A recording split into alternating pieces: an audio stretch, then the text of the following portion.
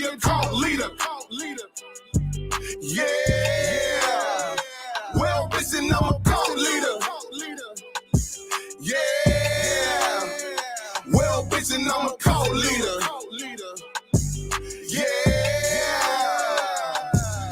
It's Kool-Aid, a nigga that sipped the Kool-Aid. That LaFraud, single barrel and goose egg.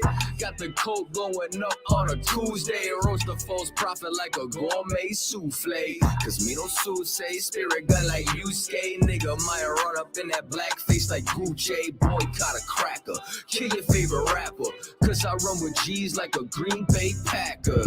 I chop a Christian like a new machete. When you polygamous, they look at you like R. Kelly. Still these women wanna do me like I'm Akinelli. West Coast sisters love me like a Machiavelli. Make these crackers lick the dust off my boots. We want no cowards in our camp and we ain't taking recruits. My crew the livest, y'all suckers is the jobbers. Niggas run their lips but they damn sure wouldn't try us. Nah, I ain't the same cat who used to break laws. They just rather see me as the same cause. Some rather remain lost. My brain washed with these stained thoughts. I be repping for my niggas riding for the same cause. Cult leader. Yeah. Well, bitch, then I'm a cult leader. Yeah. Better ask somebody, bitch. Cult leader. Yeah. We speak the truth, but we a cult leader. Yeah. Well, bitch, and I'm a cult leader. Yeah. Well, bitch, and I'm a cult leader. Yeah.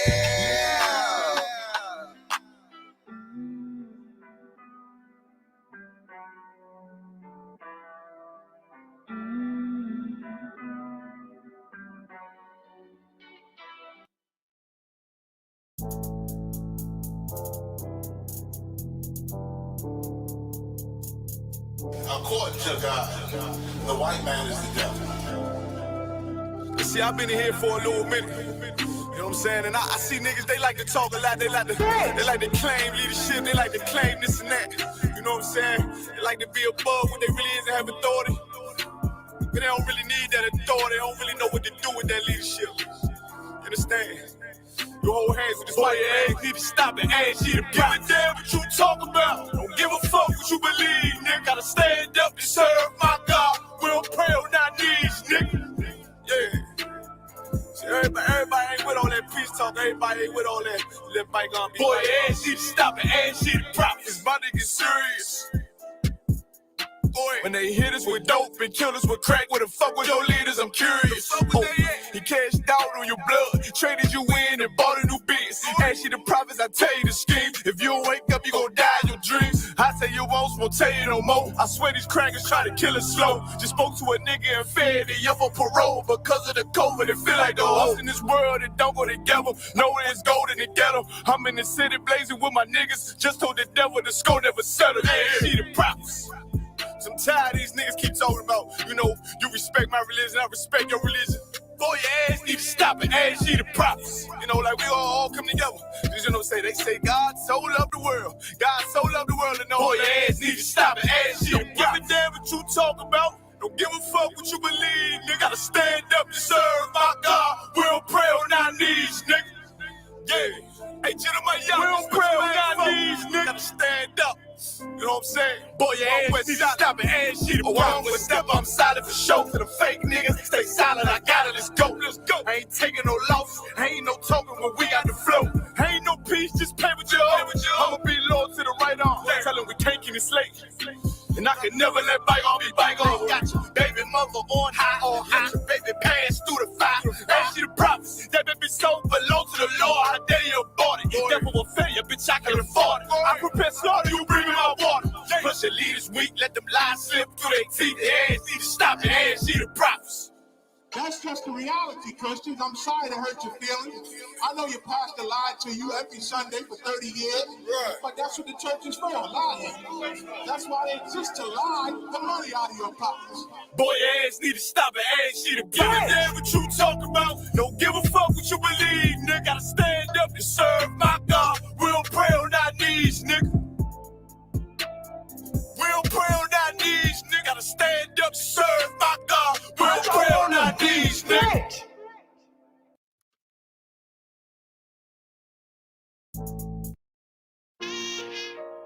all jokes aside, you know how niggas be like,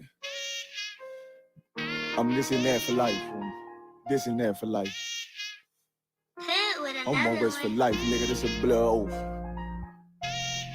Hey, yo, Madara, here go a class for you, my nigga. 140 for the rebel. The world turned its back on me. I'm a cripple. We got soldiers, he got soldiers, but I got different ones. Ain't no way out, I'll tell you once. Don't pray for nothing, sin and curse. We can't forgive what's forbidden. Remain in them trenches. Trust in the Lord, but please forgive me for the times that I did. If rank is given, have your respect to your apprentice. Be about your business. This loyalty's a death sentence. Look, trying to pick up with a blind field. They said there'll be many mansions. I'm just grinding for my time share. Them devils ain't playing fair. They hunt you like bad pal, but ain't no getting out the game like Jumanji. You take that oath, it's a Dundee.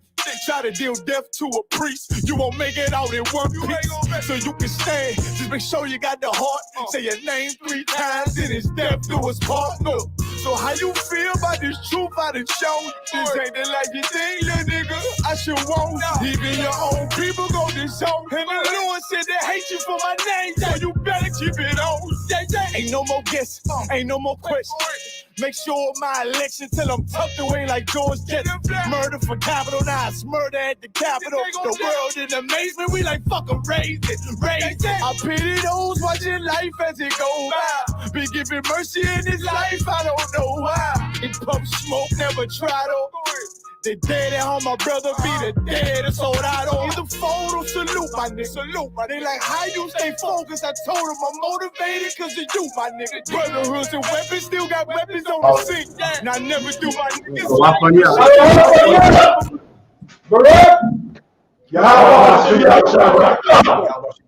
Thumb me out, Shamalata, Shimmy out shy, clap it up.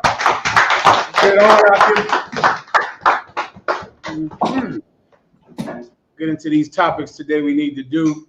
We'll get into that strangulation murder in New York. I believe Rasheen Carter. We'll get into that brother that was found decapitated out down south. We'll get into voting if you need to. And of course, I will answer every question that you have, whether you like it or not. All right, if you have the questions, we'll start with those as usual, all right? Oh, damn, we're not on TikTok, are we? Let's try to go live on TikTok if we can, all right? Any questions, Akim Agwath? Let me know, okay? Any questions online? Yes, sir. Yeah, I actually do, sir. Officer Ashkawar from Cali. I'm sorry, I forgot. Also, the holy breast milk of the preacher in Ghana. I need that. I got that, sir. The water. What was the other one? It was Juanita Bynum. Juanita Bynum. I also need that. Okay. Just don't let me forget. And of course, I have to practicar mi español at the end of class. All right. This is what I have so far, sir. Let me know if you need something else. I have the former FBI supervisor arrested for the Jan 6 That's riots. a good one. That goes with the murder stories. I got the Ghanaian passed the breast milk. I got the slave patrols in the Second Amendment. That's a good one. I got the brother that was chokehold, that was killed in New York City to a chokehold. That's right. You said you wanted, what else did you want? I think that was it. I think we got all. Just something down south. Rasheen Carter. There was another murder down south. Rasheen, I believe.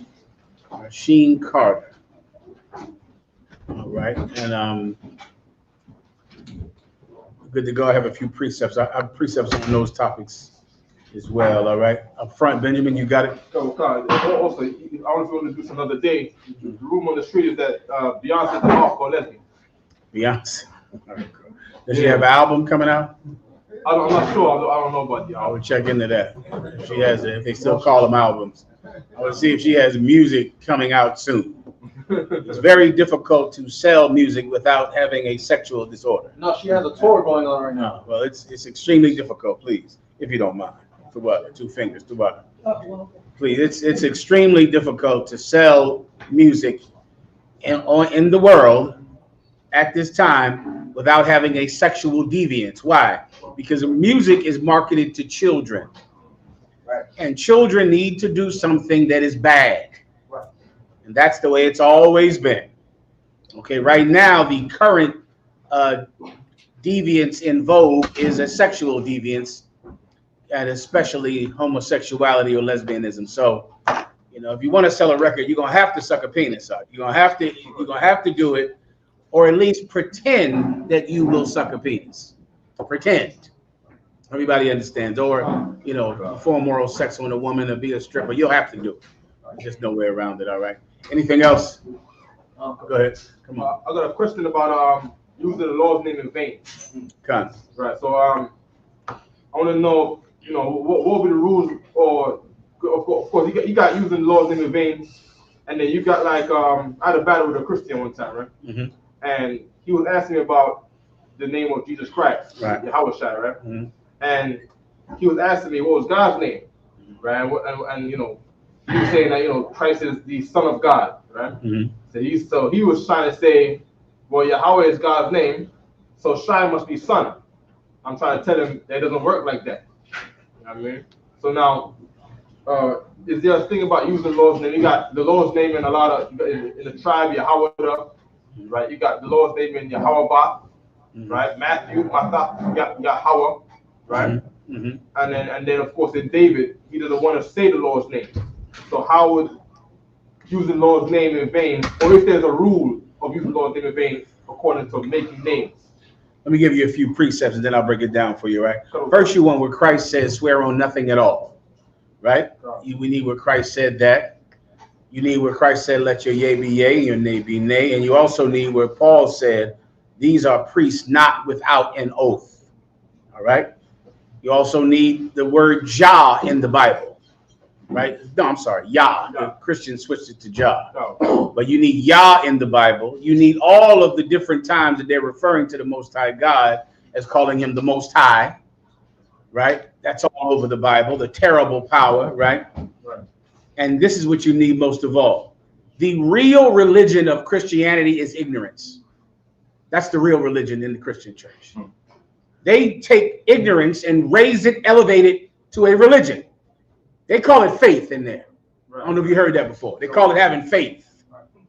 Believing, right? And it's truly, really just elevating ignorance to a religious cause. Right. And they believe that the more ignorant you are, the more religious you are. Right. The more that you can step out there on faith and give me $1,000, right? The more ignorant you are, the more you don't know what's in the Bible. They believe that reading the Bible is a lack of faith. Right. You don't really believe, because if you believe, where would it be? God would be where? In your heart. You would need to read that Bible. And that means ignorance is my religion. And Christians are ignorant about the law of God. And this is just another example of how ignorant they break down using God's name in vain. This is how a Christian breaks down using God's name in vain. Don't say goddamn. That's it.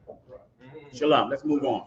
If you say goddamn, you just use the Lord's name in vain. Right. And they will gasp. They'll go, oh, God, he said goddamn. Right. Oh, my God, that's using God's name in vain. That's not what it means. It's far more intelligent than that. Right, right. Far more well-read and sophisticated and eloquent and civilized than that. Everyone understands, and I'll break it down for you. You know that.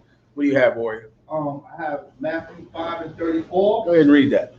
Matthew 5:34. Mm-hmm.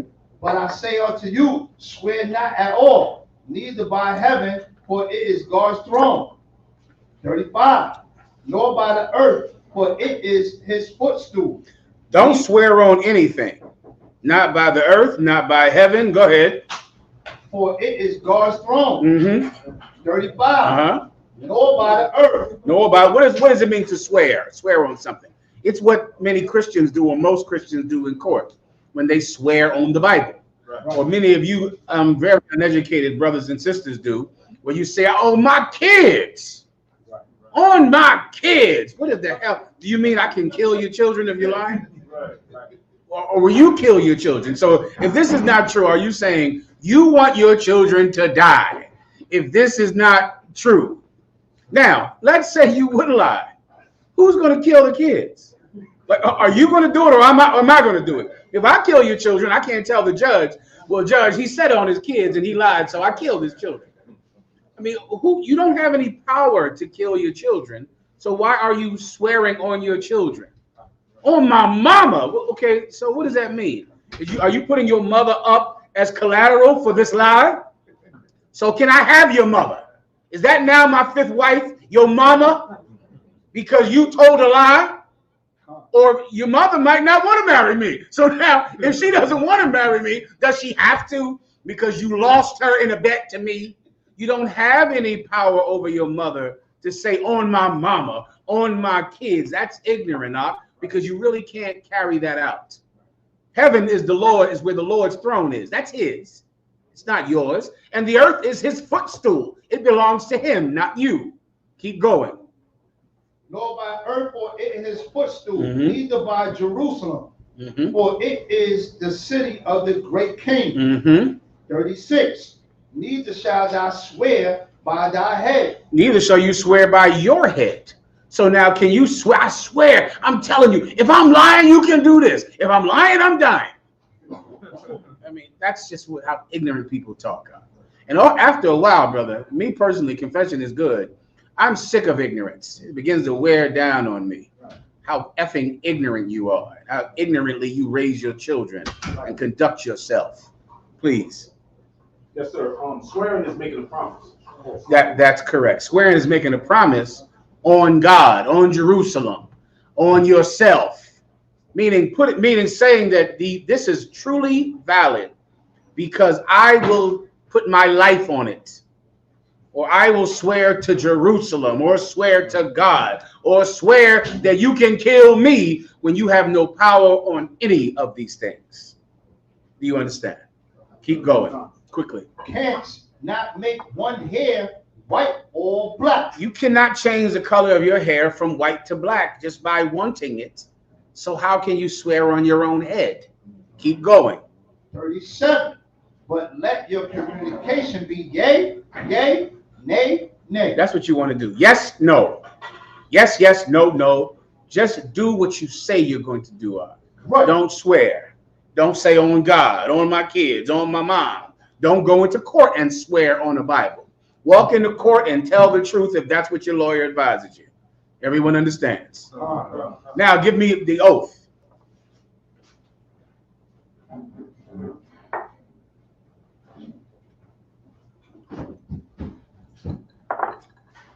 Hebrews 7. Sir. Go ahead. Hebrews 7:20. And inasmuch as not without an oath he was made priest. What does that mean? Wait, go up above it. Verse 19. For the law made nothing perfect, but the bringing in of a better hope did. The law made nothing perfect, meaning what?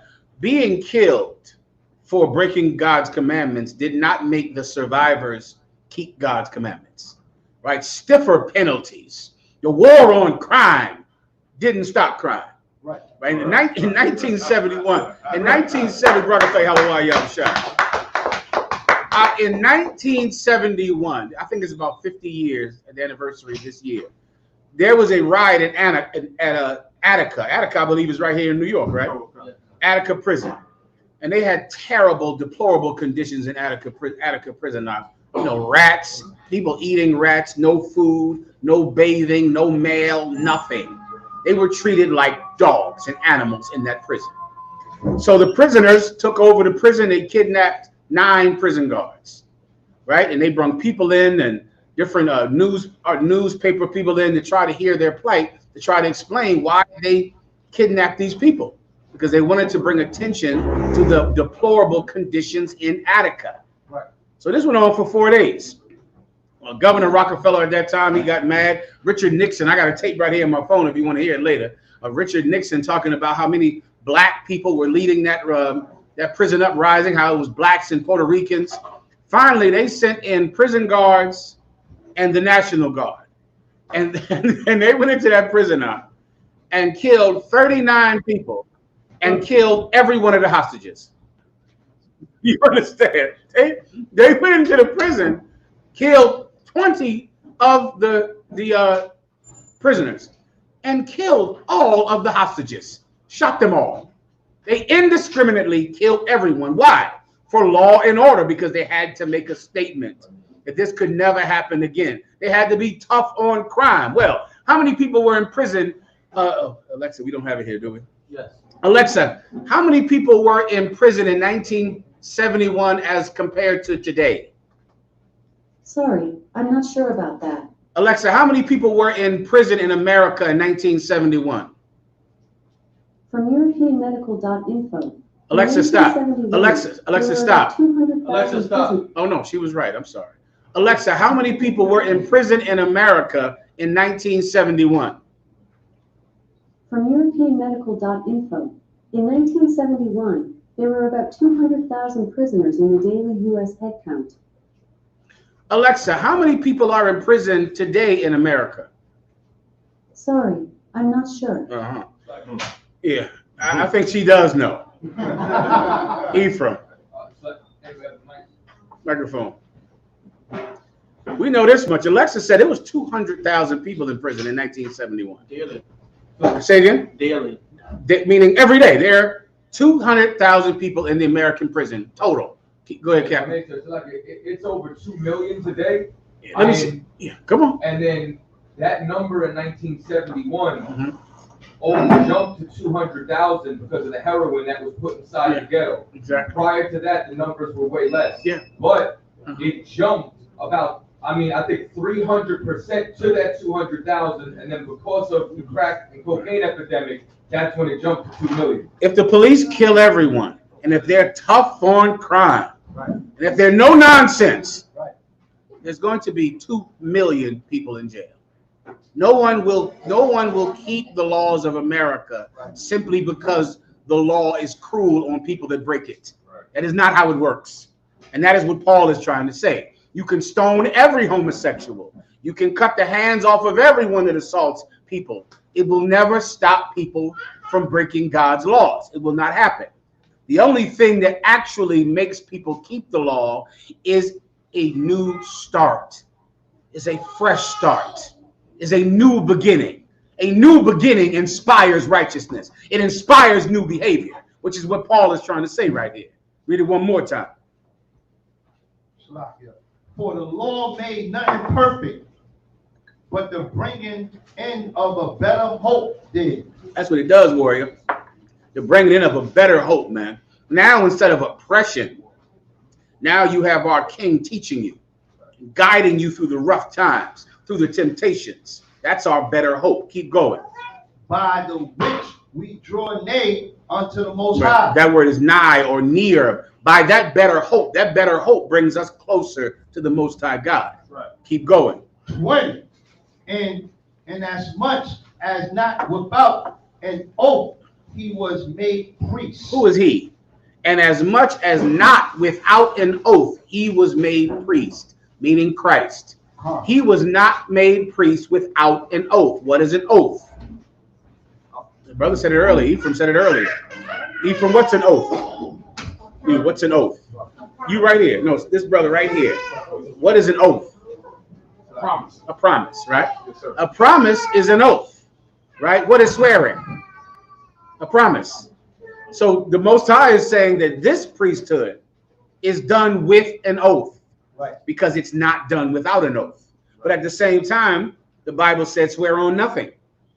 So what does that mean? Who can break that down for me? The Lord already said, don't swear on your head, don't swear on Jerusalem, don't swear on this. Swearing on something is promising that it's true, promising that I'll do this thing. But the priesthood can't be done without a promise. It cannot happen. You must give your word. You must swear. You must make a promise to be a priest. So how do you reconcile both of those? Benjamin? Only promise if that's the thing you're gonna do. Only promise what? If wait, break it down for me. Explain. It's not meaning people always swear because they're lying. Mm-hmm. But if you're gonna be a priest, this has to be the thing that you're gonna do, and not say you're gonna do it and not do it. You're walking down the road to it. You can see it, but bring me home, trooper. So like it's It's a promise that you're making to the Lord directly? It's a promise I'm making to the Lord absolutely directly, and I'm only doing it for what reason? To serve the Lord. And that reason is what? Serving the Lord is what? Is it me promising I'll give him $20? Is it me promising that I'll tell the truth in front of this court system that is lying to me every day? Is it me promising to some woman that I don't have another woman? It's me making a promise to the Most High God that I will be his priest forever after the order of Melchizedek. And that promise is, blow my mind with the right answer. That promise is you. Okay, I like that. But you ain't bringing me all the way through the door. You're not saying the thing that I cannot deny and I can't say you're wrong about. That promise is not in vain. That promise is for something. That's not for nothing. Promising for $20 is for nothing. You understand? Promising some bitch who has another man right now. She has a man on Facebook and Instagram. It's a different name, a different account, but she's talking to other men. But she's going to be on you like a prison guard, making sure you don't get another wife. Right. Promising her that you don't have another woman is making a promise for nothing. Right. For nothing. You don't need to promise to God in court on the Bible. Just walk into court and tell the truth if that is what your lawyer advises you to do. Right. Because that's all anyone has to do in court. It's exactly what they are advised by an attorney. No one has to do anything more in court. It's not, a holy place. It's a place where everyone goes in there and only says what is advantageous to say. If it is not in their advantage to say it, they shut their mouths, which is what I would advise you to do, to shut your stupid mouth in court. Right. Everybody understands. Swearing for that is swearing for nothing. Oh, but that oath, that's for something. That's a real thing. That's serious. Then I will make a promise. I will swear. I will make an oath. Right. Now, after you make that oath, can you break it? Because if you break your oath, then you used the Lord's name in vain. Right. You said, Yahweh Ba'ashem Yahweh Shai Barak Yah, and you did not mean it. Right. Which means breaking an oath is using the Lord's name in vain. Right. Because you said it and you didn't mean it. You didn't keep it. You said it for nothing. You said it for show or, so you can get rank or, or some stupid IUIC reason. You didn't say it for a One West reason, which is you are absolutely sincere to death. Then you should have never did it. You took an oath to become an officer, a trooper, a captain. Why would you do that if you weren't willing to follow out those rules and to uphold that rank? Then you got anointed that day and you made that oath for nothing when you made officer of 1,000, when you made officer of 5,000. You did that for nothing. You sisters, if you went and got oil put on your head and came in front and bowed your head and averted your eyes to the floor and made an oath and got a Hebrew name, if you leave your husband and become a slut, you did that for nothing. You took the Lord's name in vain. Alexa, what does vain mean? Vain is usually defined Never as mind. a person Alexa, or stop. thing that ruins or spoils. Alexa, stop. Vain means nothing. That's what it means. The word vain is nothing. So you understand. So now, if you put in the UPK, we would never put the Lord's name on a T-shirt. Why? Because doing that, doing it for nothing. Right. We would never make the Lord's name our code, Right. in our phone or whatever you brothers are doing to make sure your wife is in your phone every night. And she's in that thing every night, like a 7-Eleven. Some of you dummies do the face one. So your wife could so when you sleep, she could just put that thing right over your face. Or your fingerprint. She grab you, you're drunk anyway, you're not alcoholic. So she just takes your thumb and just puts your thumb on the thing, and it's in your phone all night until the morning. Right? Using the Lord's name for your code is using it for nothing. Right. Taking an oath and not keeping that oath is using his name for nothing. Priests who leave the priesthood have broken their oath. They lay down their swords and their covers hang in our graveyard. Right. Because they used the Most High's name in vain. You understand, Benjamin? Come on, please. Moving on. Please. Officer Ash Kawar from California spoke to you recently about a question he wanted. He wanted me to remind you, sir, about Proverbs 31, verses 10 to 31. No problem. So someone could get that. Proverbs chapter 31, starting in verse 10. Proverbs. One second. Benjamin, you up.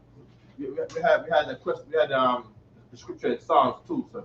Which one was that? The Psalms, the one about Yah and Jah. Everyone can get that. Yeah, I think they get the point. I'm just bringing up different times where they, on purpose, did not use the Most High's name. That's all through the Old Testament, of course.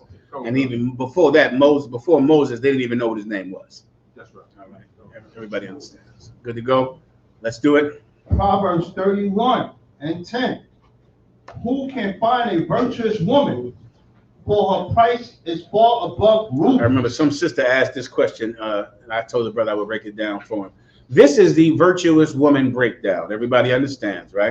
This is what a brother should be looking for in a potential wife. This is what every woman should be focused on to live by. This is the standard of a woman in the Bible, right? It's written so eloquently in the book of Psalms. It's laid out perfectly. Of course, the Christian church does not understand it at all because Christians are ignorant by religion.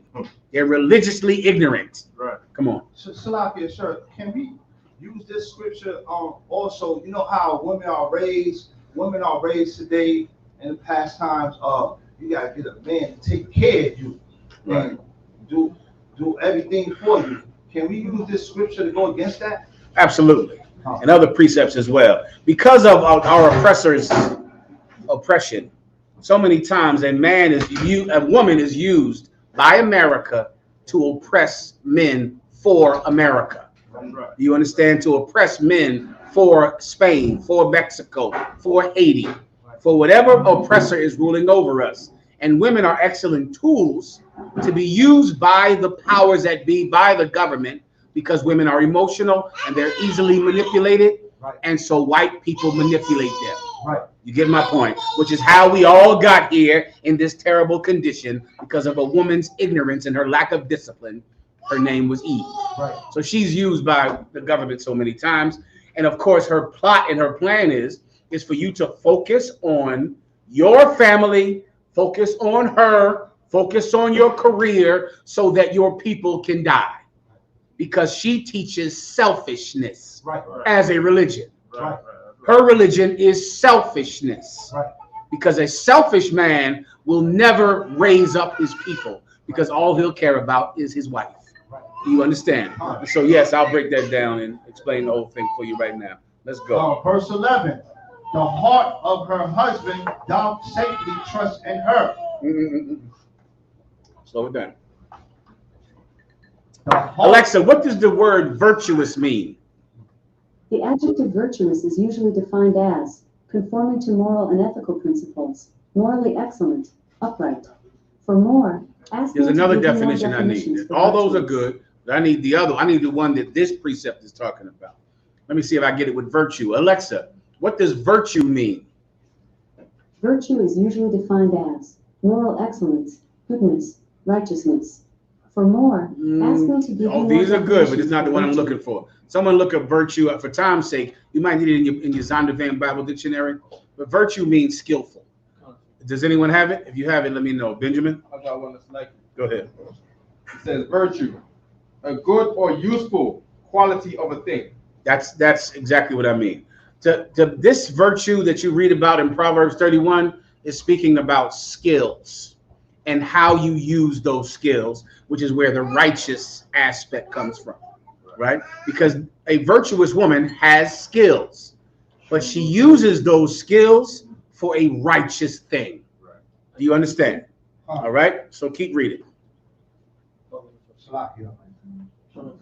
11. The heart of a husband doth safely trust in her. Here's step one about a virtuous woman, a woman with skills.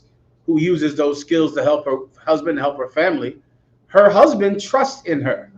Her husband can rely in her. I'll explain more. Keep going. So that he shall have no need of spoil. He shall have no need of what? Spoil. Many people read this precept and think that trust is talking about trust her not to cheat on him or trust her not to commit adultery. That's not the topic of this breakdown. This breakdown is not about will she be a whore or will she cheat on you. This topic is about her skills. Right. That's what Proverbs 31 is about. What does she do with her ability, with her skill? Levi. If I may, sir, I was just going to say that in the Zondervan and virtual, it says in Proverbs 3, in Rule 311, Proverbs 12 and 4, 31, 10 to 29 is literally a woman of ability. That's it. That's the proper definition. Right. So to clear your mind up, this is not talking about I trust her not to be a slut. I trust her not to be a whore. That's not the topic here. You get my point? A virtuous woman is a woman who has abilities, skills, right, and she uses those skills for her husband and for her family. So because of that, her husband does safely trust in her, so he has no need of spoil. What is spoil? Trooper. Riches and What kind of riches? material wealth.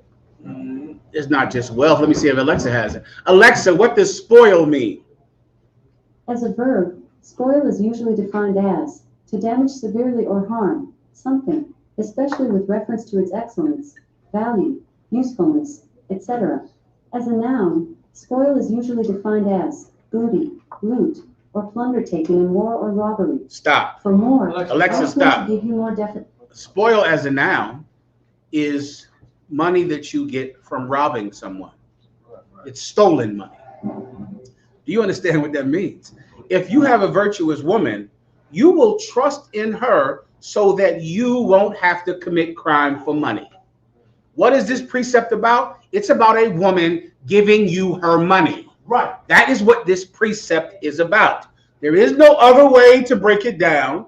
It's impossible to say it's about anything else.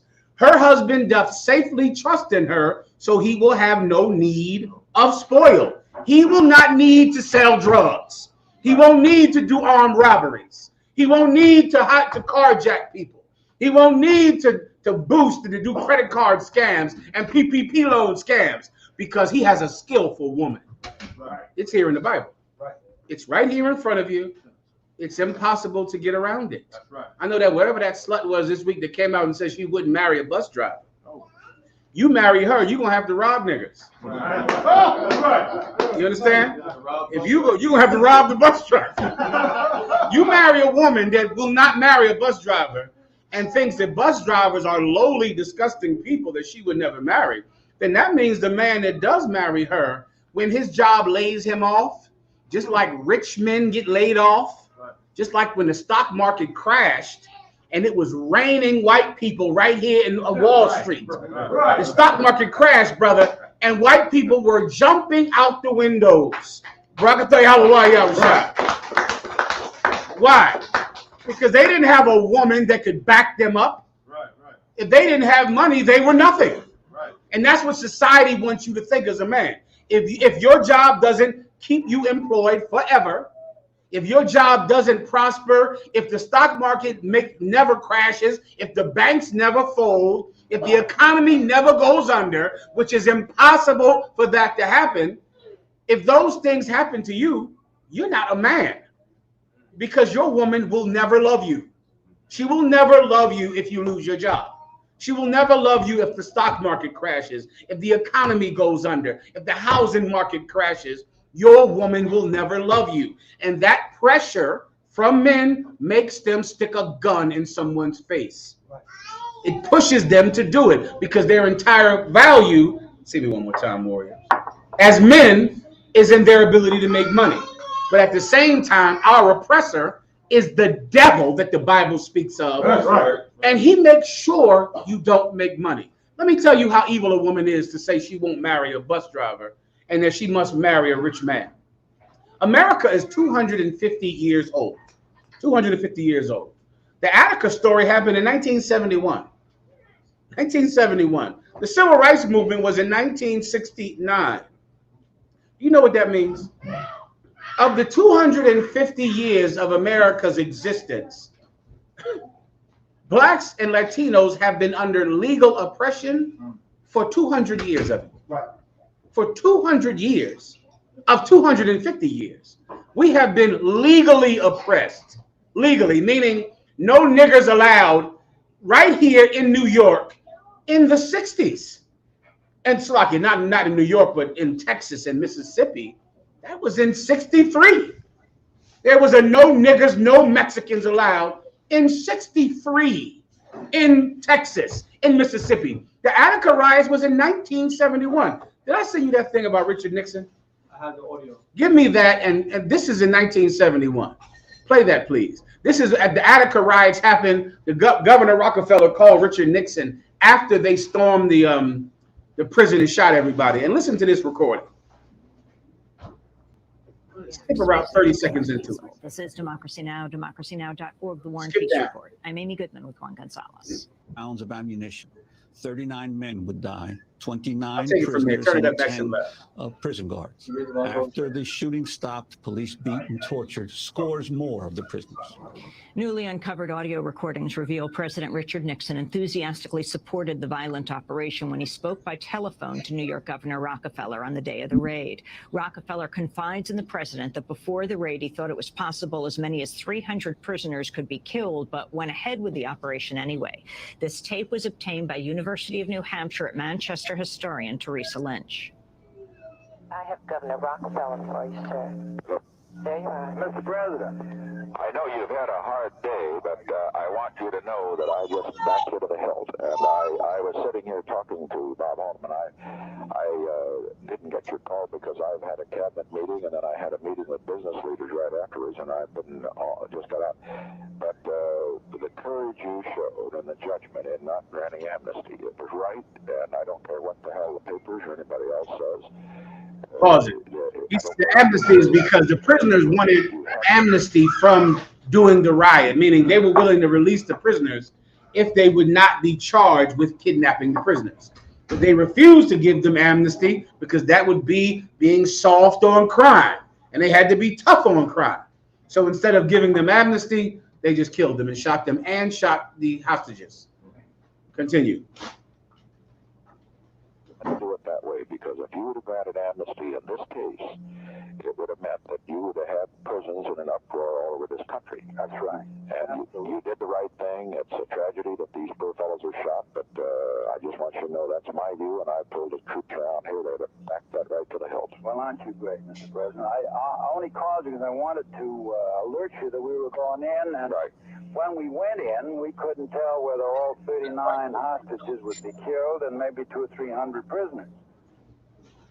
Throughout the tapes, President Keep going. Nixon discusses the racial component of the uprising, describing the prison rebellion as, quote, basically a black thing. Nixon would go on to erroneously state that all of the victims of the crackdown were African American, downplaying the multiracial leadership within Attica at the time of the uprising. Tell me this, are these primarily blacks that you're doing? Oh, yes. The whole thing was led by the blacks. Are all the prisoners that were killed blacks? Are there any I whites? haven't got that report, but I have to, I would say just offhand, yes. Yeah.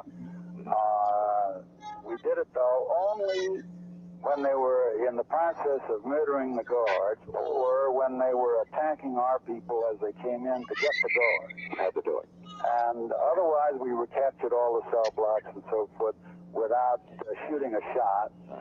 I don't know if you heard that. He said, "Were they all blacks? All the people killed blacks?" Yeah, because we can't have that. We can't have that. That would just be anarchy. That's 1971. Can you imagine a woman leaving you because you can't be a millionaire when your people have been oppressed for 200 of the 250 years that the country has existed? So what, I got to be Bill Gates? So what, I have to be a rich millionaire white man when rich millionaire white men haven't been oppressed for 200 years and the country is only 250 years old. This is 1971.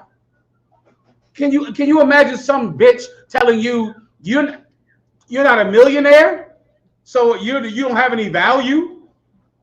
Listen, brother, she has no virtue, which is why she needs you to keep a job no matter what, because that bitch is a bum. And she can't take care of a good man. Right. She cannot do it. She has no skills, no ability. She is going broke the minute she stops being young and pretty. And guess what? It stopped. The clock is already ticking. The minute she hits 24, she is too old for any rich man to even want her at all. And so now what will she do? Nothing but starve to death because she has no skills and no ability. Now, are you going to base your manhood on her opinion? When you are the oppressed people who have been oppressed here, I'm not talking about what the police are doing today. I'm not even counting that. I'm not even counting what happens here in Brooklyn and in Harlem, all over this city when they oppress blacks and Latinos. That is illegal oppression. I'm talking about the legal oppression, where the government supports it, where the president supports it. That stopped in the 70s. Nah, bitch, you go to work. That's what you do. You get out there and go to work, go to school, get an education, go be a nurse. Get out there and get that nursing job. Get out there and go to college, go be a journalist. Go do something. Go find skills and abilities suited to you and take care of this family. Because please believe, I will focus on my nation no matter what I have. Whether you're rich or poor or a millionaire or a pauper, you have value as a man. And everyone has to understand that, or else your value will decrease the minute your job says, we don't need any more people. You'll be up here like, I'm a man, I'm great, I'm wonderful. Then the economy drops. I'm committing suicide because I'm nothing now. Now I have a gun in my mouth. So in essence, then your supervisor has your life in his hands. Yeah. Because if he hands you a piece of paper that says there are layoffs, then you are not a man anymore. So then you better go to that job and kiss his ass every day, because your value as a man depends on your supervisor's approval. Depends on the economy. I mean, depends on whether or not the job that you have is going to be gone because of robots. Right. Nah. What I would have you do is find a woman worthy of you. And stop putting good penis in a dirty bitch. Stop constantly giving an evil bitch good penis. That is the problem, one of the many problems with this world. Giving the broad wonderful penis. But yet, what is she? You know. Let's read on. Right. Let's go ahead and finish this up. I have to get to other questions. Keep going. Keep reading. You get the whole skills part, I'm sure, now, right? Go ahead.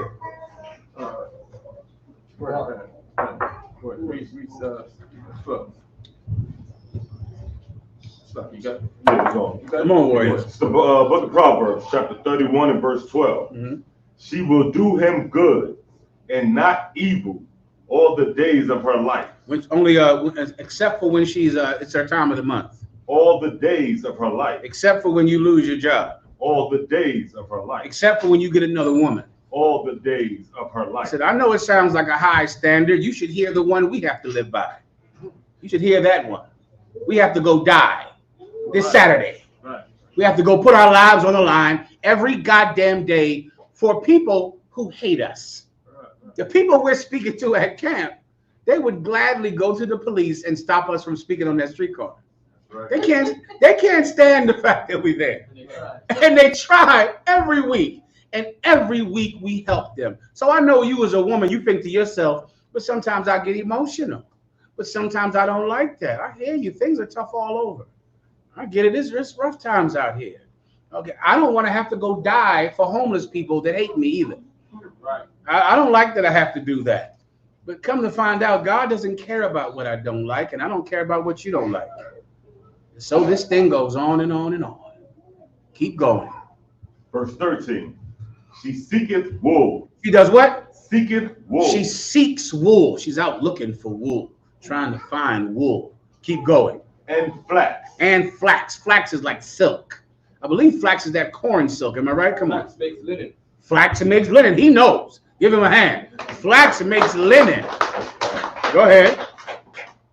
And worketh willingly with her hands. She does what? Worketh willingly. She's pretty. Worketh willingly. She has big BBLs. Worketh willingly. She works willingly with her hands.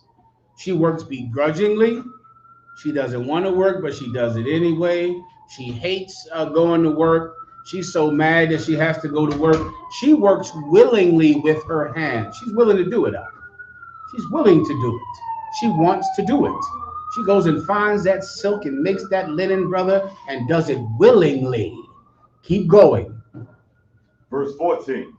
She is like the merchant's ship. She is like the what? The merchant's She's ship. like a Instagram model. The merchant's ship. What is a merchant ship, sisters? What's the difference between a pleasure cruise or a pleasure liner or oil tanker? What's a merchant ship, sister?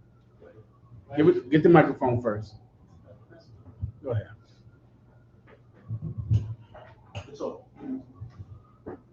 She actually makes money. Give her a hand. That's what I want. Let me give you a mystery in life that if everyone believed what I'm about to say, it would change things so profoundly in your home. Your children would call you blessed. A man's worth has nothing to do with how much personal money he can make. That has nothing to do with a man's worth. But a woman's worth absolutely is tied to what she can provide. You know what that changes, don't you? If a woman's worth is about a job, if a woman's worth is about the amount of money she could make, you know what would stop? Sluts. Because now your value is not in your body. Your value is no longer in your looks. Your value is no longer in your breast and in your butt. Your value would be in your mind. Right.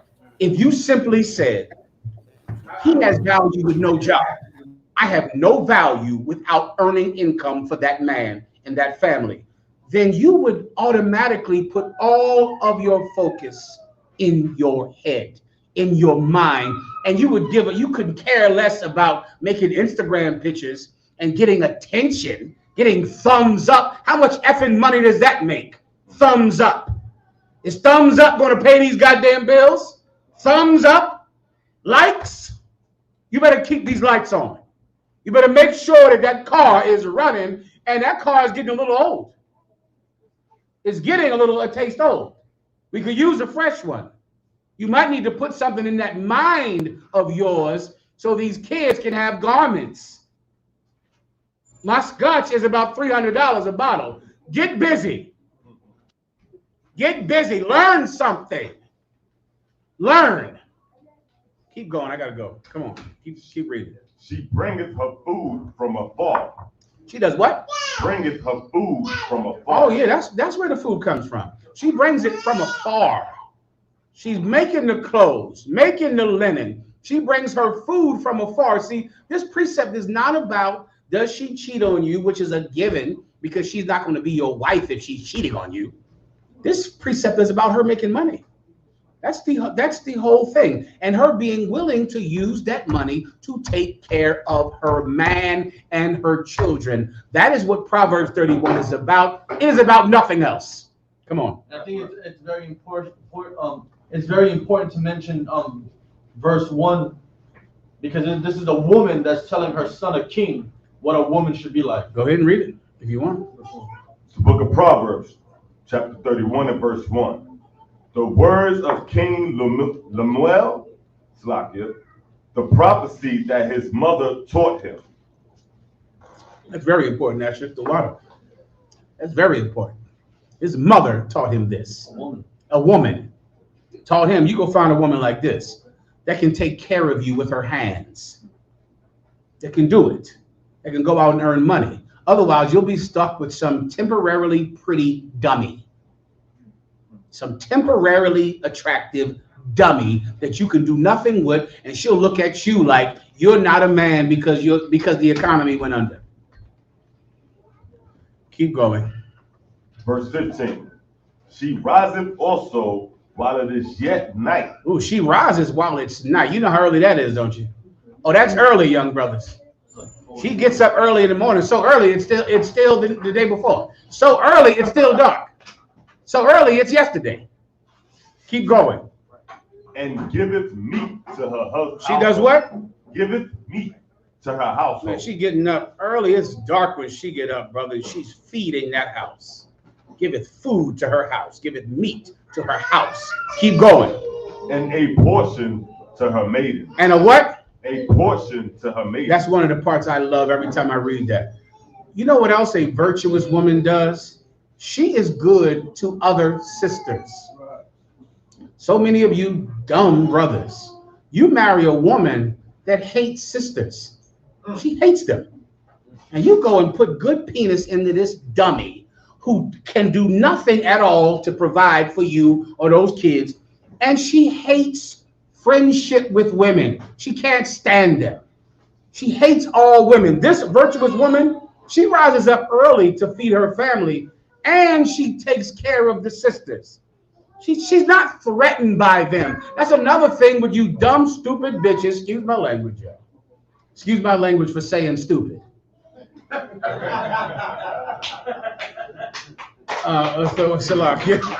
don't mean to call y'all stupid. Yeah, I mean, my apologies. A lot of you are very intelligent. The problem with you bitches is this: is that because your value is in your vagina and in your face and in your body, you're so threatened by other women because you look at them and you think they're prettier than you, and their body is better than yours, and they have more likes than you, and they have more Instagram followers than you. And so you hate other women because you're threatened by them, because you're threatened by their looks. You're threatened by what they look like. But if you would put value in your mind and in your earning potential and in income, what pretty girl could deal with you? No, some temporarily pretty girl, you would not feel threatened by her at all because she can't take care of your man. She can't do it. All of her pretty looks will never get him that car. He knows who bought that car. He knows. And because all your value is in your looks, so then you're threatened by every woman on Instagram because there's their picture sitting right there. You better get something in your stupid head. If you need to, go to school, go to a trade school, do something, put something in your mind, because without that, you don't have any virtue. Continue. Verse 16. She considereth a field. She does what? Considereth a field. Where's considering done, sisters? In your head. It's not in your breast or in your vagina or your butt. Considering is done right here. This is where you consider. She considers a field. What's a field? A farm. She looks at a field and goes, you see the soil. Let me check this place out. Let me see the weather in this place. Right. Let me get a soil. And someone analyze this soil to see if it's rich soil or not. Let me check this out. Let me get somebody out here who knows about farming. She's thinking about this land, about this field. She considers it, thinks about it. Keep going.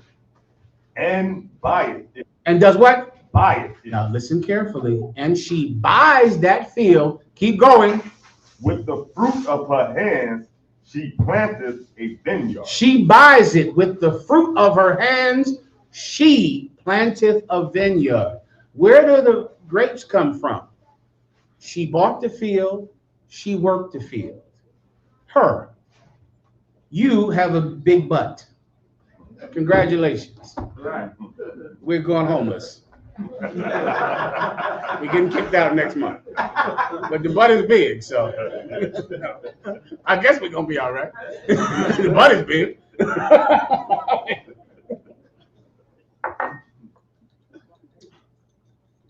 You're not virtuous. You're not. You're not. She thought about that field, bought that field, and with the fruit of her hands, read that again.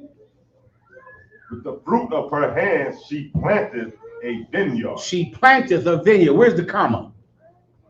Is there a comma there? Keep going. Verse 17. She girded her loins with strength. With what? With strength. There's another thing. Women do not think that they have to be strong. Women think that strength, I guess, is stopping prettier girls from being around you. You know, girls that are younger and better looking.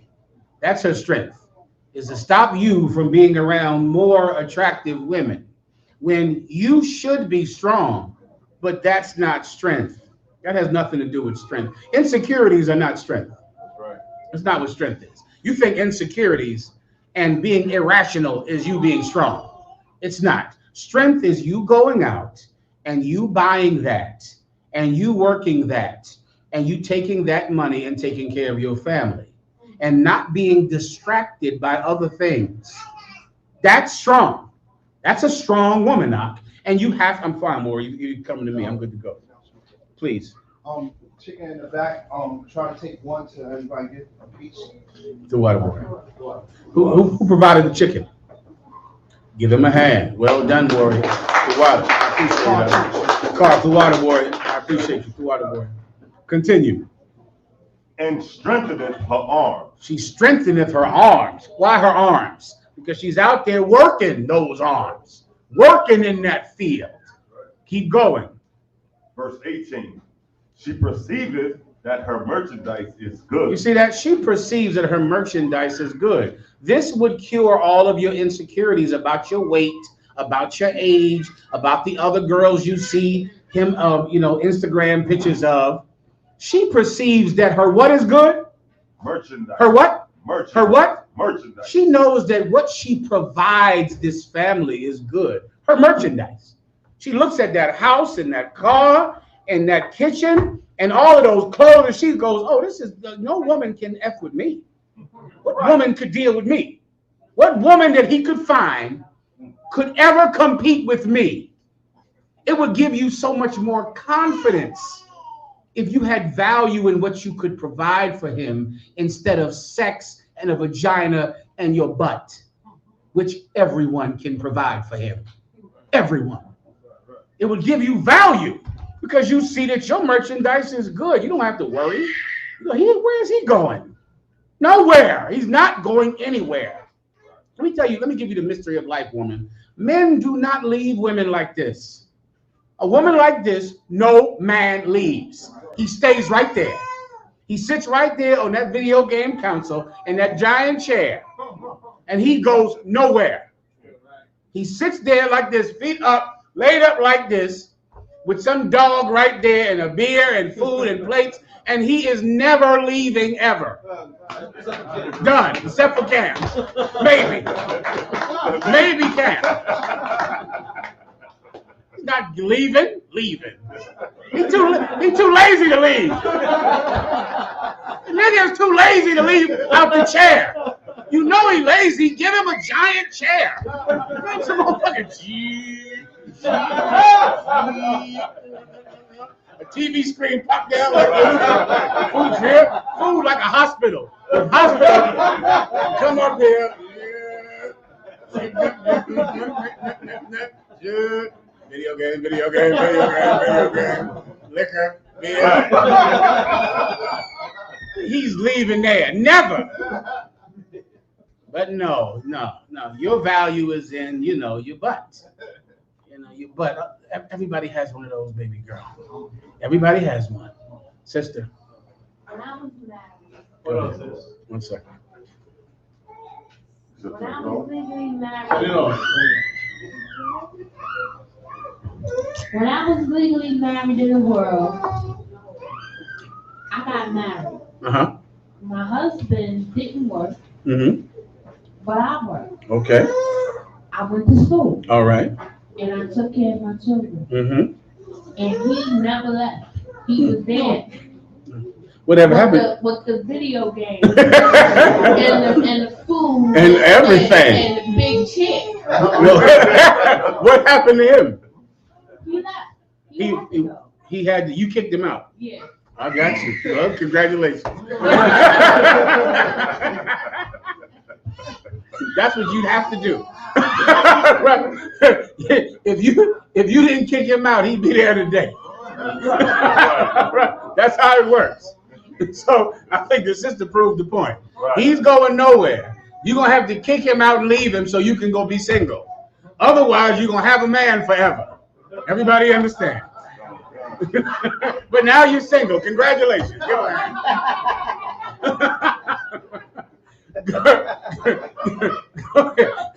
Shout out to being alone, y'all. Give being alone a hand. Y'all want to clap for that? They don't want to do that. I don't blame you. Go ahead, y'all.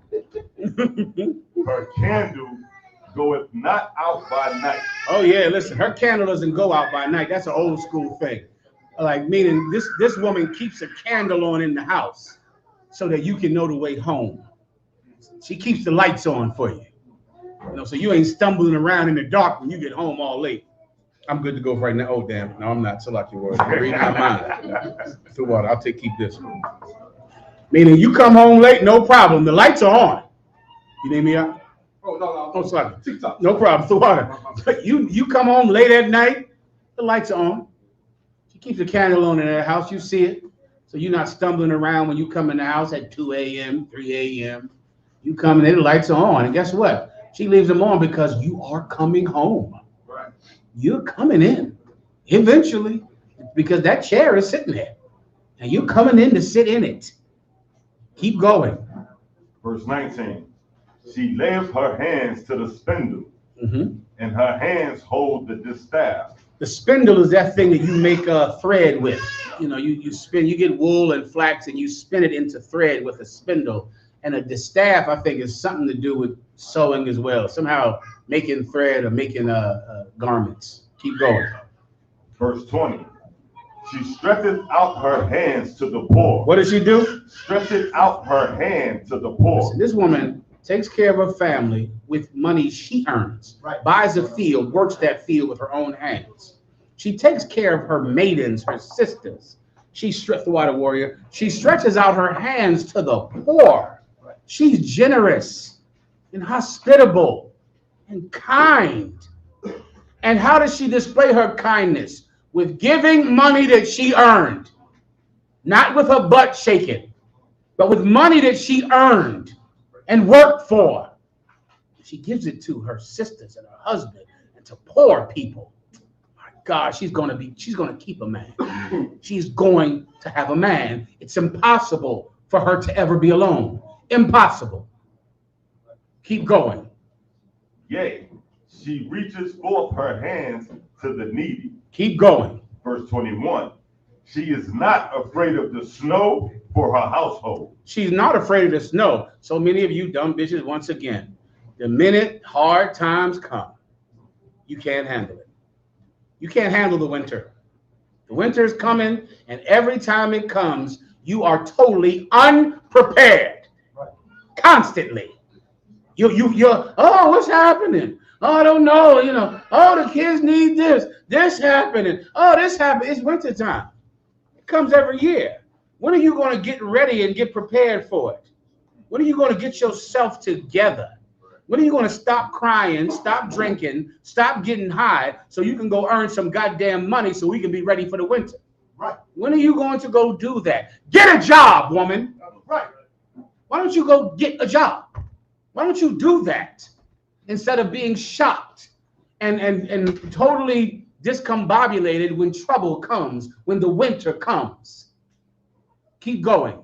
For all her household are clothed with scarlet. She's not worried about the winter time. They all have red winter clothing on, clothed with scarlet. Red winter clothing, perfect at that time, perfect for children because snow is white. And if they got trapped in the snow or packed under the snow, you see a scarlet red colored garment and you know that's my baby under there. You could always get him out. So they wore red in the winter time. And she wasn't worried about the snow because she had clothing on her kids, winter clothing, mittens, good socks and coats and scarves. Keep going. Verse 22. Keep going. Verse 22. She maketh herself coverings of tapestry. Here we go. Make herself coverings of tapestry. That's an old school thing too. It's called tapestries. Where's like things they would hang on the walls, tapestries. You can look them up if you want to know what a tapestry is. Paintings and all. Like it's like a painting that's on fabric. They would hang them up everywhere and make the whole place beautiful. Make a whole beautiful home like y'all sisters from down south can do. I give you southern women that. You know what to do with that house. You go down there and get that house and make it all beautiful. I never heard of that fabuloso. Who knows what that is?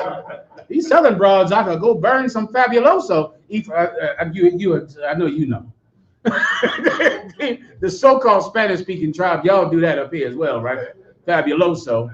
The Puerto Ricans do it. The Asherites do it. The Issacharites burn. I'm from the tribe of Judah, from the ghetto of the north. I'd never heard of fabuloso. It smells wonderful. You sisters know what y'all doing. You burn that fabuloso. It's great. It's beautiful. It's virtuous. Keep going. Her clothing is silk and purple. Come on, this broad here. She's amazing. She's amazing. You know what her butt looks like. Let me tell you something. Is under that silk is damn good. You can't see it. Like General Mayak told me years ago. It's some good tail under that long dress. Please believe it. That long dress, there's some good tail under there. You don't see it.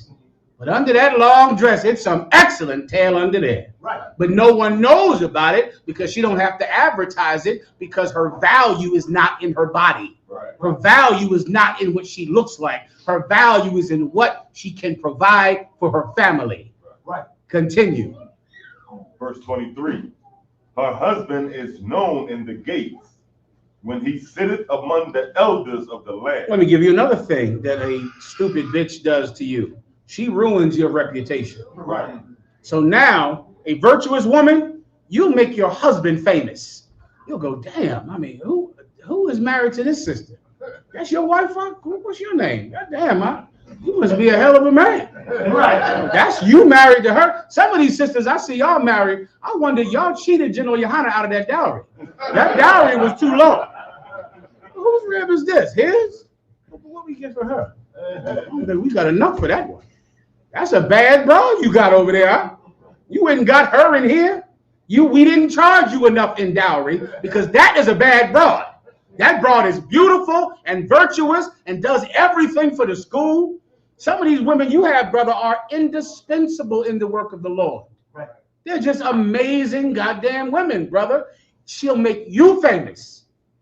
Before you know it, all of the men above you look at you like, whoever married her, whoever is raising her up, must be an excellent man. But what does a dumb bitch do? She embarrasses you on Instagram and on Facebook. Right.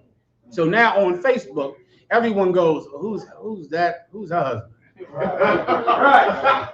That is a nasty broad. I hate him. I can't stand him. And then she makes some old Facebook post about you, and everyone knows she's talking about you. You can always tell when some woman is mad at her husband. Well, she goes to Facebook, thinking of making some changes in my life. Right. Thinking, tired of being stupid. Right. I always feel sorry for that brother. He got to be married to that. Some bitch that you don't have enough sense to not go on Facebook and make some old, and I always write, explain. I do that every time. Since the bitch wants to talk it. What is wrong with you? Who is hurting you? Is someone abusing you? You being hurt? Here's the answer all the time. Oh no, I wasn't talking about anything. Everything is fine. No, I'm totally okay. Okay, no sweat there. Because really, she doesn't even want to resolve it. Right. She just wants to embarrass you. Right. But she doesn't want to actually deal with the problem so it can get resolved. Because then, of course, there will be no problem. She needs to just say some veiled thing that she can say later she wasn't talking about you when everyone knows they were talking about her. And let me give you one more thing I've been meaning to say for years. Stop being stupid and helping her when she makes those statements about her husband. Right. Some of you sisters, man, I wish the Lord would let me. Never mind. But the point is this. Don't go on there and go, it'll be okay, sis. Just hang in there. Why do you give a hell about her? And when she's embarrassing her man. And the truth, the Bible says this. It is neither male nor female, for both are co-heirs to the kingdom of heaven. Right. You can't side with women because you're a woman. You can't side with men because you're a man. You know that she's on Facebook trying to embarrass her husband. She's not going to counsel. She's not resolving it in the right way. But yet you'll see women on there in the truth. Sister, it'll be okay. Don't worry about it. That's what that dummy wants. She wants you to say, it'll be fine. You should ignore her. Right. Say nothing. Right. Don't encourage her. Don't console her. Do nothing, because she should be taking care of this in a private way that would not embarrass her husband. Right. She should do it like that. Don't help her. She's vile and disgusting, and she embarrasses him. But guess what? That new woman won't. Right. Oh, please believe it. She will have him with honor. Right. You're going to be the one on Facebook. But that new woman I hook him up with, ooh, she's like Peaches. Peach, I'm going to name her Peaches. The woman, just remember this. The next woman I name Peaches is for the brother who has the evilest bitch wife in the school. That's your woman. And her name is Peaches. And she's your one. The brother down in Texas, I bet this brother in Texas married a woman. I said, what's her name? He said Cinnamon. I said, I know I didn't name her that. Cinnamon. Listen, he had something to do with that. And every time I hear, I go, I know I did not name a woman Cinnamon. And I bet you he called me and said, hey, sir, it's some new sister. I got a good name for her, Cinnamon. He named her that, somehow got it in my mind. But your new wife, I'm going to name her Peaches. I'm going to pick the brother with the evilest, stupidest bitch in the world, in the school. And your wife is going to be named Peaches. And when you hear the name, just call about it. And when you hear new sister in the school named Peaches, say, what? I think that one is for me. It is. It is for you. That's your woman. Keep reading. Read that part again. Verse 23. Her husband is known in the gates when he sitteth among the elders of the land. Oh, yeah. Keep going. Verse 24. She maketh fine linen and selleth it and delivereth girdles unto the merchant. I think you're seeing a common theme through all of this, right? Money, money, money, money, hustler. She maketh fine linen. She makes fine linen, and what else did it say? She maketh fine linen and selleth it. And selleth it. This woman is a businesswoman, makes money, hustling. This whole thing is about her making money. That's it. Because that is not the value of a man, but it is the value of a woman. It is. Please. Come on. Shalak, sir, if I may, and it's so evil for a woman to have the mindset that the man is supposed to be like some big financial provider when the children of Israel, the man of the children of Israel, as the scripture says, the oppressor sets up snares and traps for you. So how can a man of Israel be this big-time financial provider when he got to come outside, worry about gang banging, police killings, and all this stuff? Well, you know what some of them are going to do? They're going to pretend to be gay to sell records. Like I hear so many people talking about, famous rappers and how they're sellouts. Well, maybe they wanted to keep their wife. Right? Maybe Lil Nas X has some woman or some kids he has to provide for. And so he's going to pretend to be gay. Every rapper will have to pretend to be gay if his only value is in the fact that he's rich. Then what are you saying? He can't pretend to be gay? He can't sell out to the Illuminati? He better, because otherwise his wife will hate him. He'll have to sell out to the Illuminati. He'll have to sacrifice blood and become Satan, whatever you brothers think rappers are. Whatever you think Jay-Z is. Drinks blood, goat's blood, or in the Illuminati. Won't you have to do that if your value is in money and your ability to provide for a woman?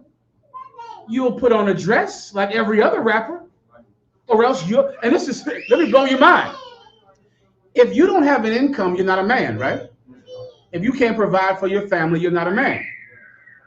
If you don't wear a dress as a rapper, you can't provide an income. You know what that means? If you don't wear a dress, you're not a man. That's what that means. You have to wear a dress to be a man. Give me a list of rappers wearing a dress. Show me a collage up here. These are men. They're not gay. They have women. They have children. But they need to sell records. And if they don't sell records, they don't have an income. And if they don't have an income, they're not a man. If you don't wear a dress, you're not a man. Is that where you want to live? Is that the type of society you want to be part of? Come on, Brooklyn. So if I may, you have the rapper Jim Jones from this area. He just had like a purple blouse on. Yeah, that was the other one that wore the bra or something. Weeby. Who was Weeby? Webby. He wore some type of bra or something. Recently, the brothers told me the cut-off shirt. Give me the rappers. Just give me that's obvious ones, but just give me rappers because these are actors playing roles. I don't know why a rapper has to wear a dress. He ain't playing no role. What is he wearing a dress for? He's wearing a dress because he has kids and a woman, and you're not a man if you don't make money. I gotta go. Any more? Keep going. Proverbs chapter 31 and verse 25. Strength and honor are her clothing. That's what she wears. Strength and honor. She wears it. Strength. She's strong. She's not, her mind is not blown, because you have another wife. She doesn't, cut herself. Some of you broads, you get a woman cutting herself, committing suicide every Tuesday. Every Tuesday, she's committing suicide. Somehow it never works. Somehow the suicide never takes. Somehow she takes just enough pills to not die. Somehow she's like a chemist. She knows take this many pills. She's a pharmacist. She knows take this many of them Valium, but not this many, not too many that I might die. So you can come in the house and see pills all strewn around on the floor. She laying on the floor, pills all strewn around in the damn bathroom sink, just so she can get sympathy from you. She kill herself just enough to get you not to leave out the house. She's weak. You want an old weak woman all the time, weak. Can't work, can't go to school, can't keep a goddamn job. If she in school, she's what, getting C's? Some old bitch getting C's in school. Bringing C's in this house. Killing herself twice a week. No, thank you. No, thank you. I'm good. Keep going. And she shall rejoice in time to come. Oh, brother, let me tell you something now. She has a reward waiting for her. It's coming. A sister like this, she's hardcore, down with you, your bottom, in your corner, brother. Listen. Oh, she's getting her reward, Doc. It's coming. It's coming. It's coming. It's coming. Give shout out to Debar Mop. He did a good post today. Give Debar Mop. Debar Mop was putting. He was showing the way that a sister should be dressed in the Israelite school of UPK, and he's showing all how beautiful the sisters in the ISUPK are and how beautifully they dress. And I'll give you a few names. Banath out there in Chicago, Captain Mawaquadrib, Banath. That sister, Banath, is beautiful. She is outstanding, and we would not have a schools in the Midwest without her. Without Banath in the Midwest, when brothers slept on her floor, in her house, sleeping, she and Mawaquad is on the bed. Officers sleeping on the floor around the bed in a one room apartment. Her and Mawaquad are sleeping on the bed. An officer is on the floor next to them, sleeping on every side of the bed. That little room is how we got schools in the Midwest. From that sister providing that room with the work of her hands. She is goddamn beautiful. She is outstanding. And some fake Israelite slut does not compare to her. None of them. Some Christian bitch does not compare to Benoff in Chicago. And she's not the only one. There's so many of them out there, brother, who are just amazingly attractive and beautiful women. Oh, and they're hard workers are. Hard workers and virtuous. Everybody understands. Yes, sir. And they do. Give me the last precept I need right here. Come on. Khan. Verse 26. She openeth her mouth with wisdom, and in her tongue is the law of kindness. Is that you as a woman? If it's not, you got work to do. She opened her mouth with wisdom. When she goes to speak out, you go, damn, that was wise, man. Hear what that sister said, man? That was hardcore, man. Not the dumb shit that comes out of your mouth. Oh, stupid all day, my God. Just dumb and stupid and dumb and Instagram dumb. Keep going. Verse 27. She looketh well to the ways of her household. She cares about that household, man. That household. Household, meaning what? What's the household? She cares about the people in the house. That's her household, the people that live there. She looks well to them. She cares about them. Keep going. And eateth not the bread of idleness. Read that again. And eateth not the bread of idleness. Read that again. And eateth not the bread of idleness. See, so many women in the world, like that bitch on that won't date bus drivers, as if a bus driver would ever have her. She eats the bread of idleness. You know what that is? That's when you eat, but you didn't work for it.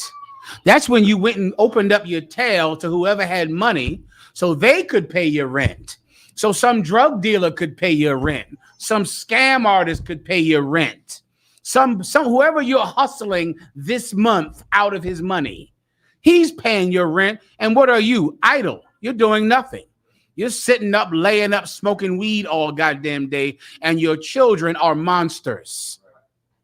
That is eating the bread of idleness. Money that you got because you went and just had sex with whoever had money this week.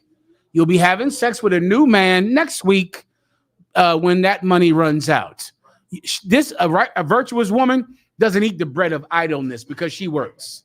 She works. Keep going. Verse 28. Good job. Go ahead. Verse 28. Her children arise up and call her blessed. That's what they do. Them kids raise up and call her blessed. Your kids, what are they? Your kids have seen you fight with countless men. That's your whole life. Your whole life is your child sitting there on the couch as he's trying to watch cartoons and you fighting and arguing with the man of the day. Whatever man you're with currently now. I always wonder how you introduce new men to your kids.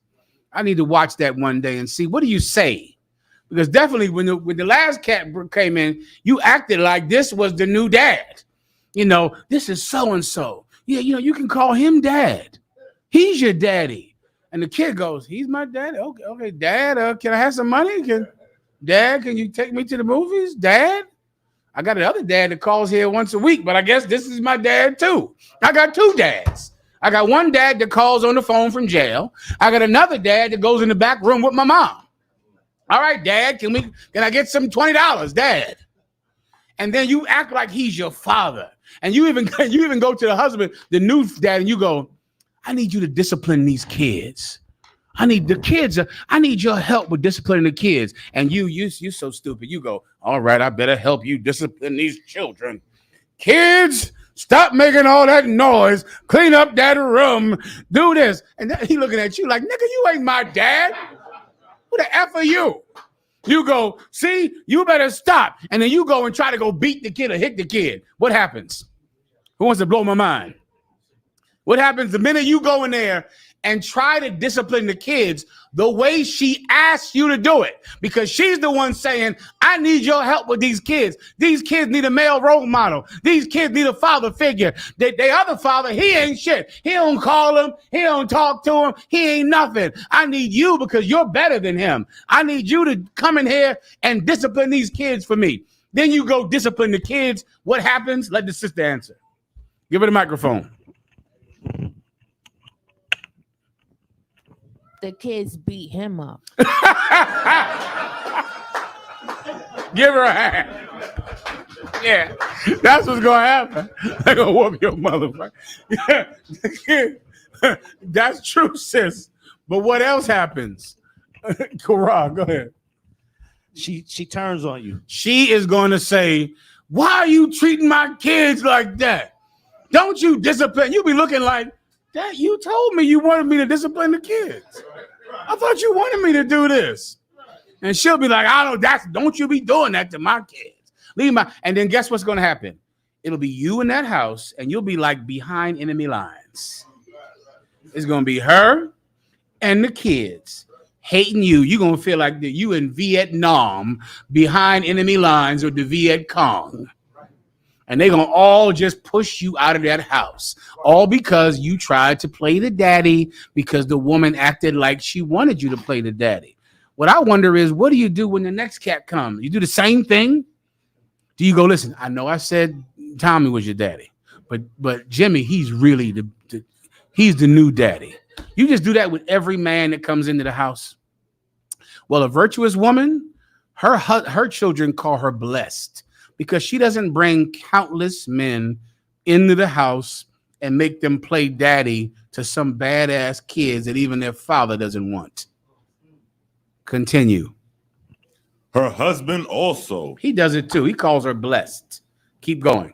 And he praiseth her. That should happen. That's what Debar Moth is doing. You brothers should do it too, man. Just pick sisters, man, and just say this is what they should look like. This is how they should dress. They shouldn't be some Christian slut. They shouldn't be Juanita Bynum. They should look like this sister, act like this sister. This sister is beautiful. She's attractive. She's wonderful. She's virtuous. Everyone should be like her. You have to praise women like this, man. Why? Because a low down bitch gets all the praise. She gets all the glory. And so because of that, women think that they have to be like them. You should go pick some sister like Banath, Mawaquad's Rib in Chicago, and just start filling up Facebook with Banath. Matter of fact, everybody tonight, just go put a Facebook post up about Banath. Get a picture, put it up there, and just talk about Banath in Chicago and how wonderful she is. And then go pick other ones. Go find other ones that you know you couldn't have the school without her. She's the reason you eat and pay the rent. And you go and put her on Facebook in her prettiest dress and make bitches jealous of her. Everyone understands. All right, I got to go. Clap it up. All right, done. Next.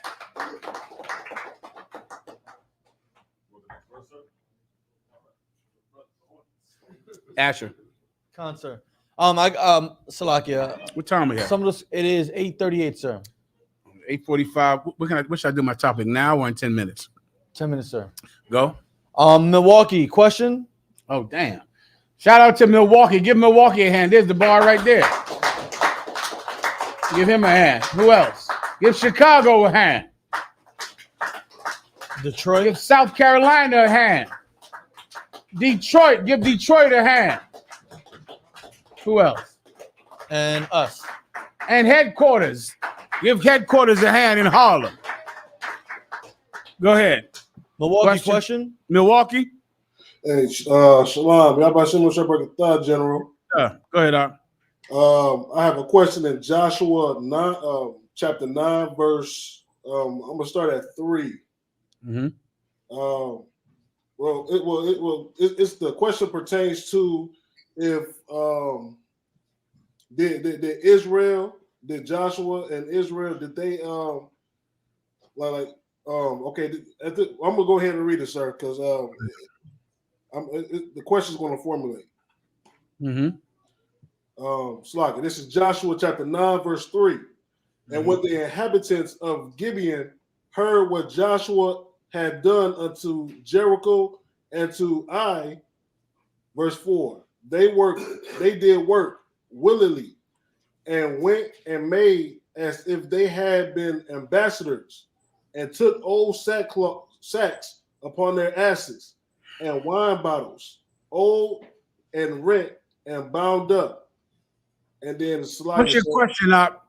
Well, Salaya, sir, the question was, these people, of course, in the verse further down, in verse 4, it said that they did work willing, but didn't Israel like mess up by not like getting confirmation from the Lord? Because this is during the time where the Lord had Joshua. We were just slaying heathens out of the land, and it was. I'm sorry, I need to catch up with you. I don't understand. Someone else might need to give me the context. Go ahead. What'd you say, Ak? No, slightly, sir. If you could, sir, you can come back to me, sir, if you could, sir. I'm just not catching it now. All right, it might come to me in a second. Where are you at anyway in the Bible? Sir, Joshua chapter 9. I started at verse 3. Someone read that for me in headquarters, and you can break it down to me so I can get it. All right, go ahead. Joshua chapter 9, verse 3. And when the inhabitants of Gibeon heard what Joshua had done unto Jericho and to Ai, But what are we reading about? Is this where Gideon? Is this where Gideon went and had the revolt down there? Sir. This is when the inhabitants of Gibeon, you know what I'm saying, went to Israel and acted like they was from a faraway country in order to not get killed by Israel. Is it saying Gibeon or Gideon? Gibeon. Ephraim, go ahead. These were heathens that heard how we were jacking up the other nations Mhm. who were rolling through the land. Okay. What they did was they convinced Joshua they were another people and asked to be the wood hewers and the water gatherers. Okay, that sounded familiar. And so, what's your question about? Okay, kind of what sir. The question was, did Joshua mess up by not going to the Lord to get confirmation about these people instead of making the decision? Because the elders came together and made a decision not to, you know, they made a promise not to kill him. You understand? But then further down the line, Joshua said that, you know, he confirmed that they done deceitfully with them. I'm gonna have to read it. I'm just not catching it. Give me a second. If I don't go over it this week, just see me about it next week so I can read it for myself. All right? I'm not catching the context. Let me get another question. Detroit, sir. Detroit. Another one, General. Can you hear me? Con. Salakia, sir. I need a general breakdown of Daniel's 9, verse 24 through 27, and it's getting the understanding behind the 70 weeks, sir. Go ahead. Daniel's 9, verse 24. 70 weeks are determined upon thy people and upon the holy city to finish the transgression and to make an end. 70. I'll break down 70 weeks for you. All right. 70 weeks is like 1,000 years, or 7 days, or 10 days, or 7 times, or 10 times. 70 in the Bible, especially 7, it just kind of means a full amount of time, like 7 days in a week, like a full amount of times. Or how much should you forgive your brother? 7 times 70. It's like it's slang in the Bible for enough. It's enough time. So it's not ever literal. There is no literal time in the Bible, which is why the Most High God said, one day unto the Lord is as 1,000 years, because that's how he works. Time with him is not like it is with the Romans, who made the calendar that we follow today, and birthdays and everything like that. Time is in general with the Most High. So 70 weeks is like 7 times 70. It's like enough time. Enough. All right. So we will serve out this punishment until we have had enough. That's the 70 weeks. Do you understand, Warrior? Kind of one, sir. Thawada, General. I appreciate it. Right. Next. And Salakia, Chicago has a question, sir.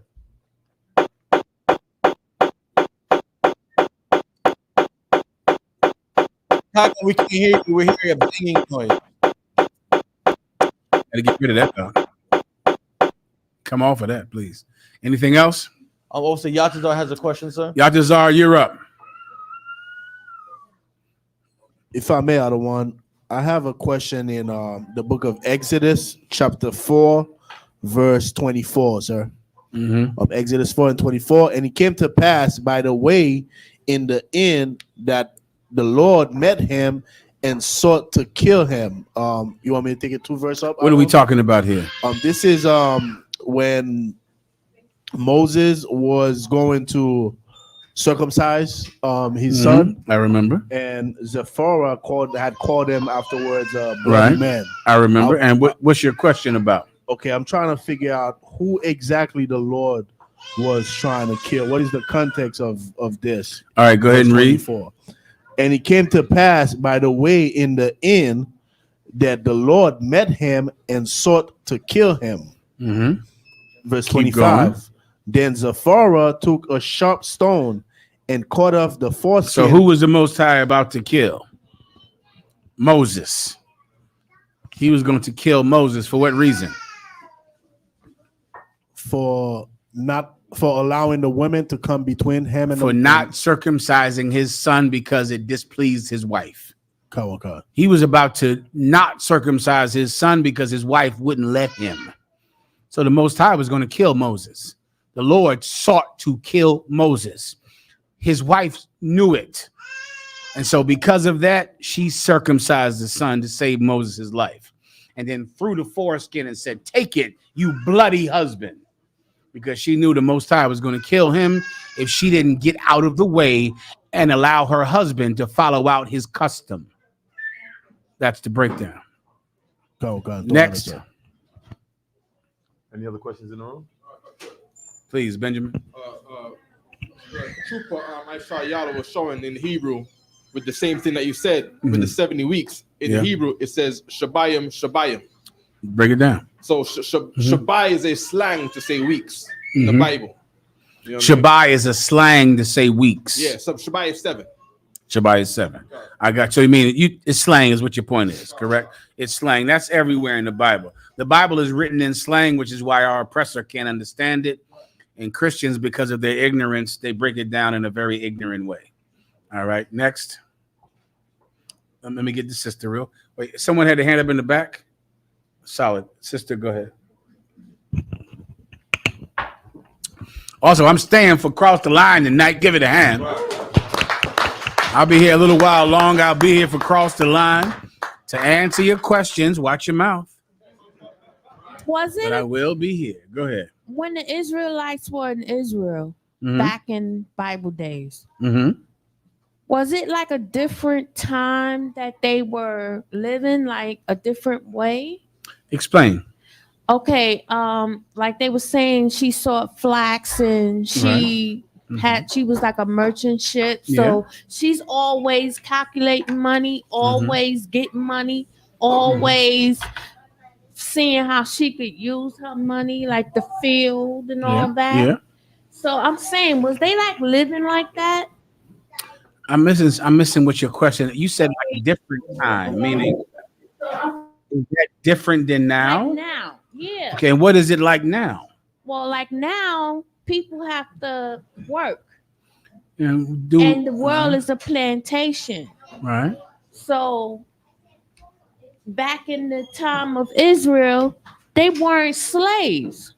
So how were they living? I got you. Israel has been slaves for thousands of years. Okay. Right. We've been slaves.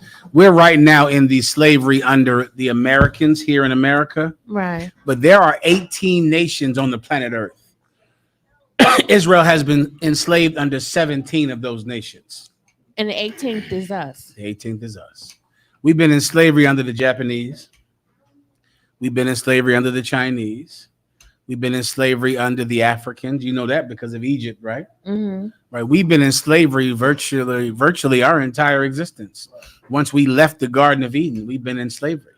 So when you're reading the Bible, they're in slavery in the Bible.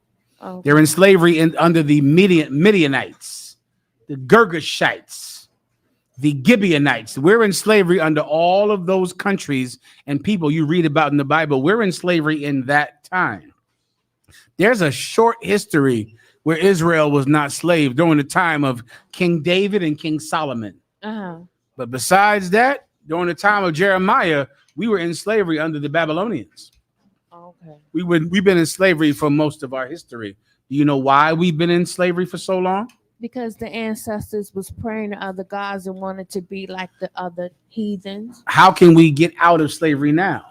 By coming together and stop praising other people gods, stop listening to the heathen, and look at God and look at his statutes and commandments, and be able to unify and come together and leave those heathens alone and separate ourselves. Give her a hand. That's correct. Absolutely. Absolutely. Was that it? For what? Brooklyn? Up front? Go ahead. It's like a general. I'm sorry. Let me just get the brother right here. I'm missing the ones online. Go ahead, So like y'all the one that's obviously coming from Chicago. So like sir, if I could get a quick breakdown of Genesis chapter 6, verse 6. My question is where it says the Lord repented that he made man. I know in my mind, Sir Salaki, I know the Lord is perfect. He don't make mistakes. So my question is what does that mean when it says he repented that he made man? Salaki, sir. It means regretted. He regretted that he made man. Right. So it's okay. You know what's important when you read the Bible is to not think about God in the magical way that you think about him because of church. But think about the Most High God, like he's doing a thing. The angels are telling him that they can carry out the thing that he wants.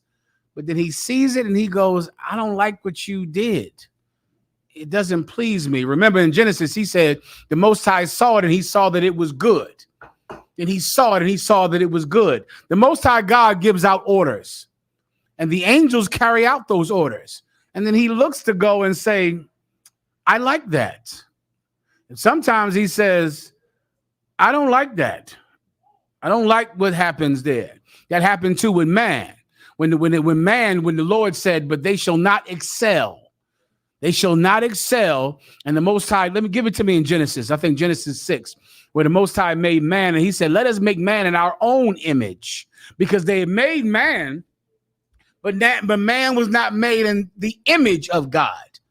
And they said, no, you know what? Let us make man in our own image. We have man, but man is not in the image of God. Let us make man in our own image.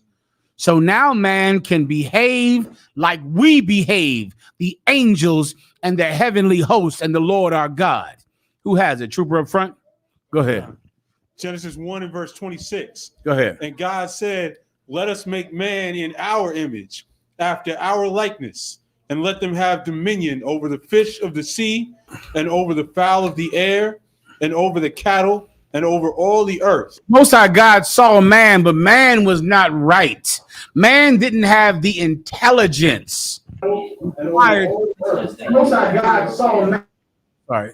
But then the Most High said, you know what? I'm giving them that intelligence. And now you got scientists that will call it evolution.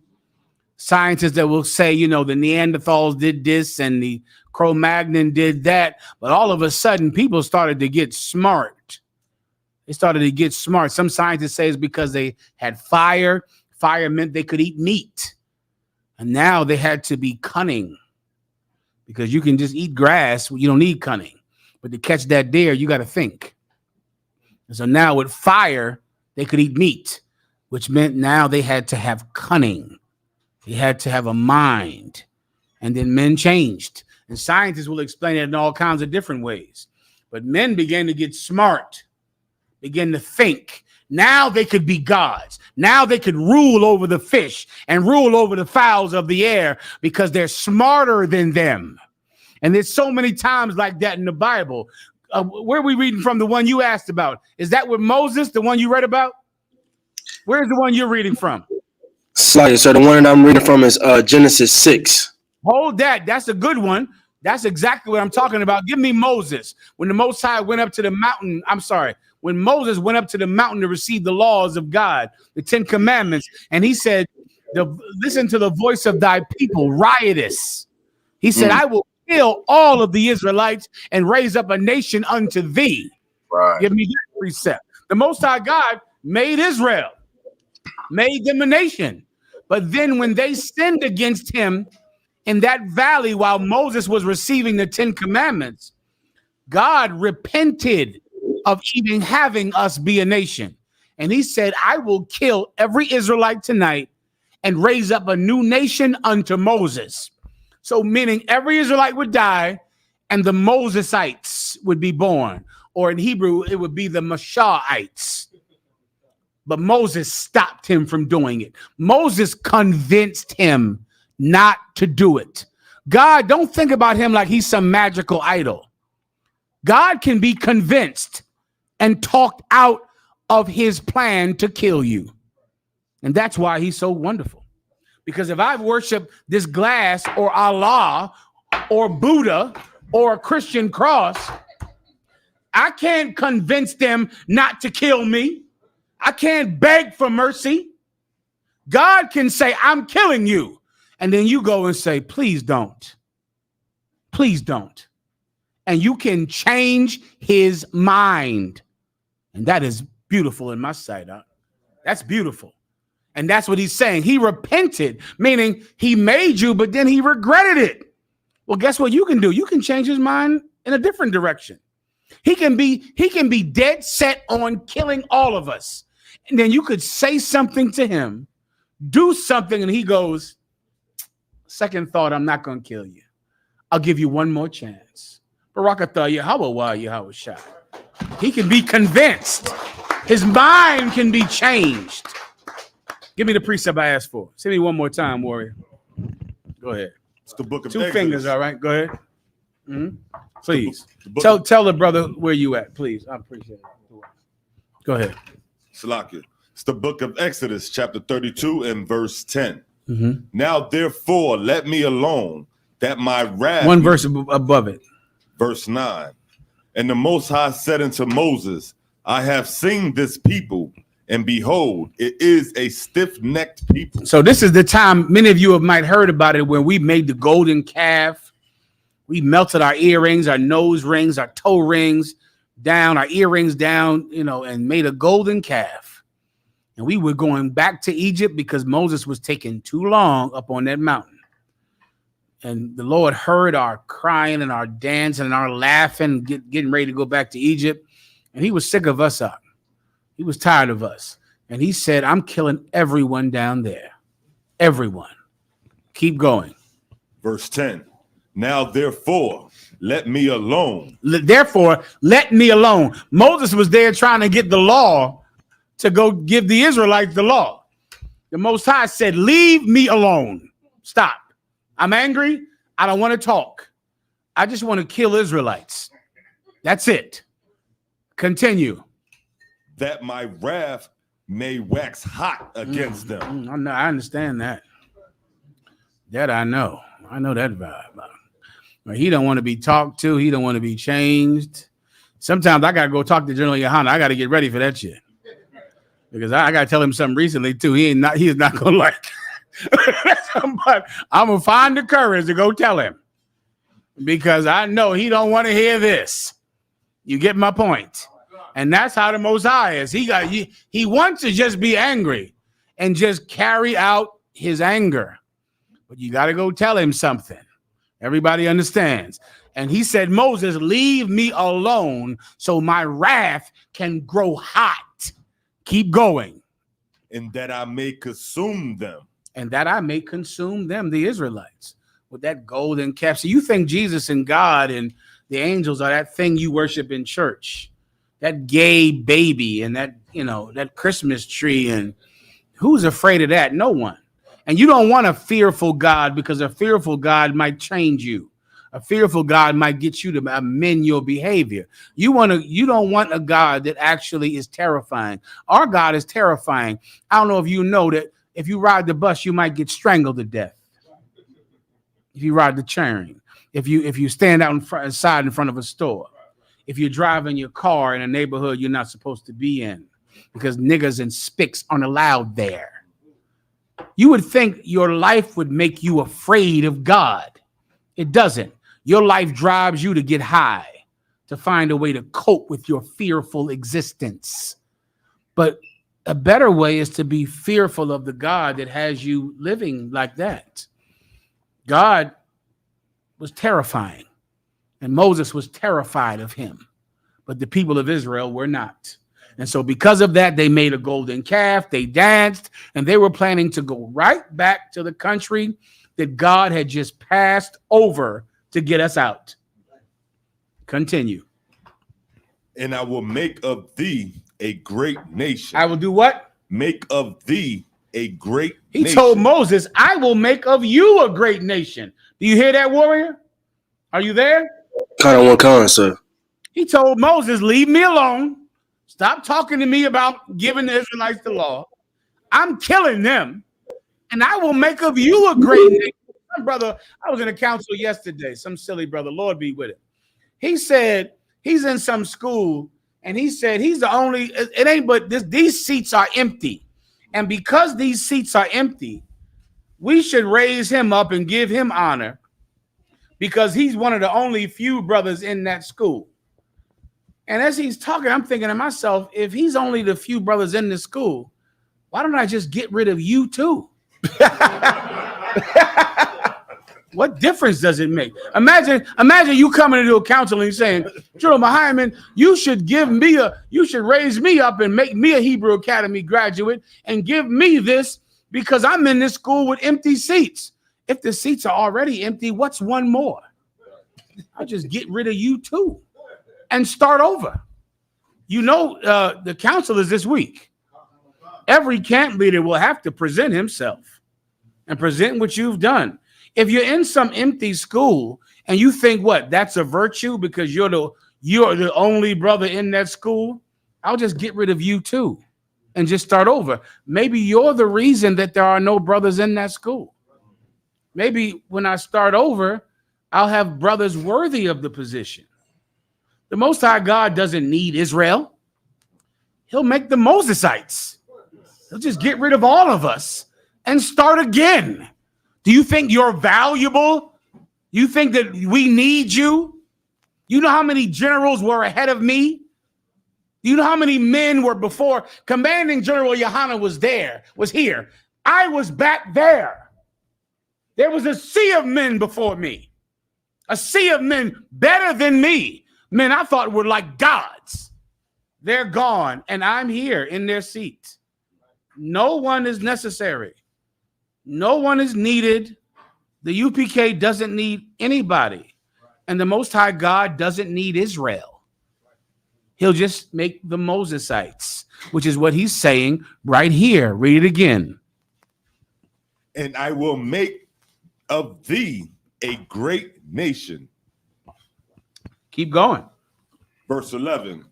And Moses besought the Most Moses High. did what? Besought the Most High. Moses did what? Besought the Most High. Moses didn't say, well, that's the word of God, so I have to obey it. I have to leave him alone. I have to let his anger grow hot. Moses didn't back off. God said, Moses, leave me alone. Did you read that or not? That's what he said right there. He said, leave me alone. That's an order. Leave me alone. Let my anger grow hot. Did Moses do it? No. Because he knows the true will of God. And he knows above all things, the Most High God is merciful. That's in the Bible. The correct, trooper. Merciful. The Most High God, his mercy can always be appealed to. When he says, I'm killing you, I'm destroying you. If you know him, you can always go, I beg thee, Lord. Can thou just hear me for a second? Oh, he'll hear you, Ak, and he'll change his mind. Continue. And Moses besought the Most High his power and said, Most High, why doeth thy wrath wax hot? Why are you so mad at us? Why doth your wrath wax hot against us? Keep going. Against thy people. Against your people. Keep going. Which thou hast brought forth out of the land of Egypt. The people you brought out of slavery. Keep going. With great power. With great power you delivered us from Egypt. You killed the firstborn of every Egyptian. And now we're free. Why are you so angry at us? Keep going. And with a mighty hand. Verse 12. Wherefore should the Egyptians speak and say, for mischief did he bring them out? If you kill us today, the Egyptians will say that you brought us out of Egypt for mischief. You brought us out of Egypt just to kill us in the desert. That's what the Egyptians will say. Keep going. To slay them in the mountains. To slay us in the mountains. Keep going. To consume them from the face of the earth. Keep going. Turn from thy fierce wrath. Read that again. Turn from thy fierce wrath. Read it again. Turn from thy fierce wrath. Oh, listen, this is why he's better than Buddha and Allah. Right. Because you can't convince that rock to do anything. Nothing. Right. What can he be talked into? God can be convinced. His mind can be changed. You can appeal to him. You know, God, if you kill us, our enemies will say that you brought us out of Egypt to kill us. And then they'll shame you and embarrass you because you killed us. Keep going. And repent of this evil against thy people. What did he say? And repent of this evil against thy people. What did he say? And repent of this evil against thy people. Moses asked the Most High God to repent of this evil against thy people, because repent means to change your mind. Right. And he asked for it. Keep going. Verse 13. Remember Abraham. Oh, now he's getting heavy into it now. He laying out a case. I know we ain't shit, but Abraham, he was the man. He was right. Remember Abraham. Go ahead. Isaac, come on. And Israel. I know. Don't look at this calf now. You focused on that calf. Stop looking at that. Think about Abraham, Isaac, and Jacob. Keep going. Thy servants. Keep going. To whom thou swearest by thy own self, and saidest unto them, I will multiply your seed as the stars of heaven. That's what you told them. And they were righteous. They weren't like this calf that you keep focusing on. Stop looking at that. And focus on Abraham, Isaac, and Jacob and what you told them. Keep going. And all this land that I have spoken of will I give unto your seed. That's what you told Abraham, Isaac, and Jacob. They was going to receive land. All this land. You promised it to them. And they were righteous. Keep going. And they shall inherit it forever. That's what you said to them. Keep going. Verse 14. And the Most High repented of the evil. What did he do? And the Most High repented of the evil. He sat back and heard that case, and he was impressed. He said, you know what? You got me. All right. I was going to kill him. I was going to kill everybody and start a new nation with you. But you laid it down so flat that I had to pick it up. I had to pick it up because that was right. Because I did say that. I did say I would do that. The Egyptians would definitely say that I brought you out here to kill you. And the Most High changed his mind because he's a living God. And that's why he's so much better than false gods. Everyone understands. Hold your points. I'm tight with my time. Come on. 908, sir. 908. Where's Katazar and Tazar Yakin? Okay, let's keep going to 9:15. I believe I need to do my topic. Any more questions? There are a few more questions online, sir, but I have your topic. Should I do them? As well. Let's do the topic. Clap it up. All right.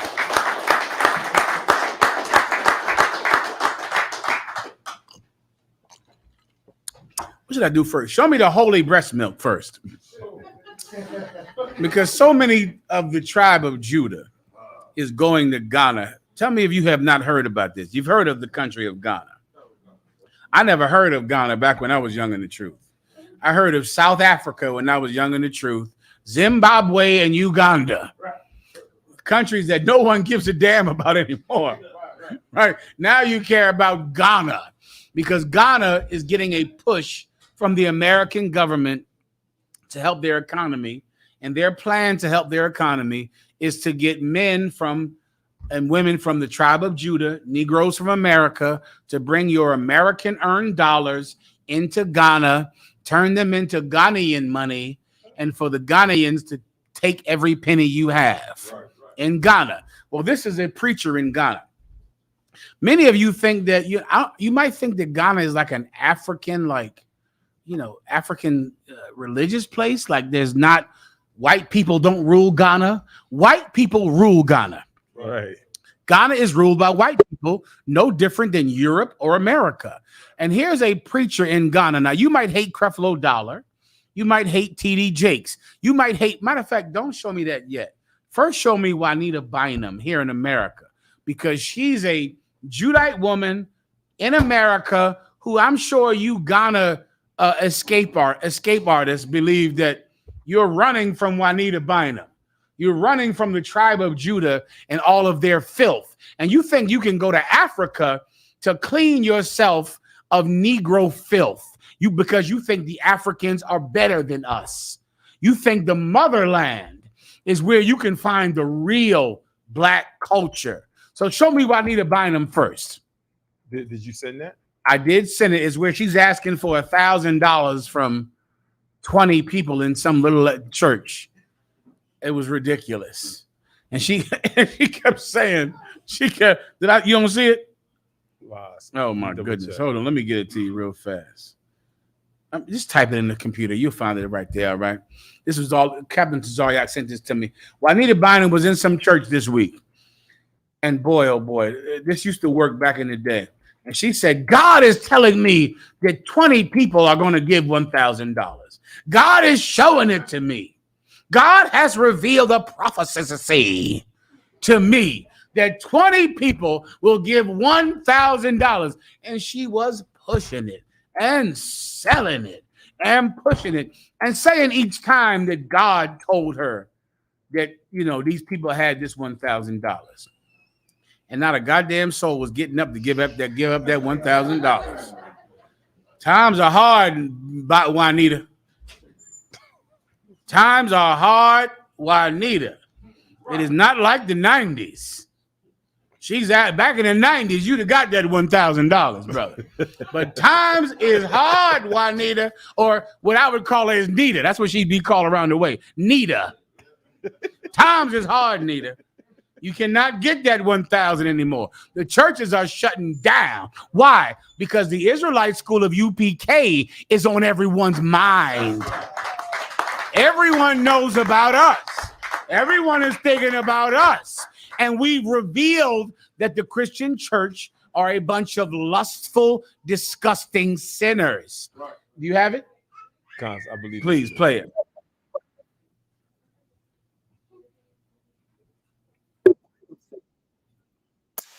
I don't want to people to sow $1,000.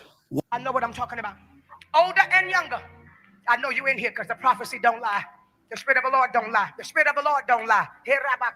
The Spirit of the Lord don't lie. He's not a lying spirit. He said 21 people in here. If God wasn't talking, nobody would have moved. He said 21 people in this building. That's what he means. He said 21 people in this building. How do I know God is talking to me? Because you got it. That's how I know God is talking to you. Because it's in your account right now. She said, how do I know God is talking to me? Because you got it. That's how I know God said it. Because you got it. Oh my God. Juanita Bynum is a bum. Right. She has no marketable skills. Juanita Bynum is not virtuous. She can't work. She can't do anything. So Christians must hand her money or else she can't earn money. So now she goes into a church and says, Hashkala Baba Basha, God told me that you have the money, so give up the money. Keep playing. Because it's on your credit card right now. That's how I know God is talking to you. Why I don't like this video. I don't want to hear him. He think he's better than her. He's worse. Okay, is that enough? That's enough, right?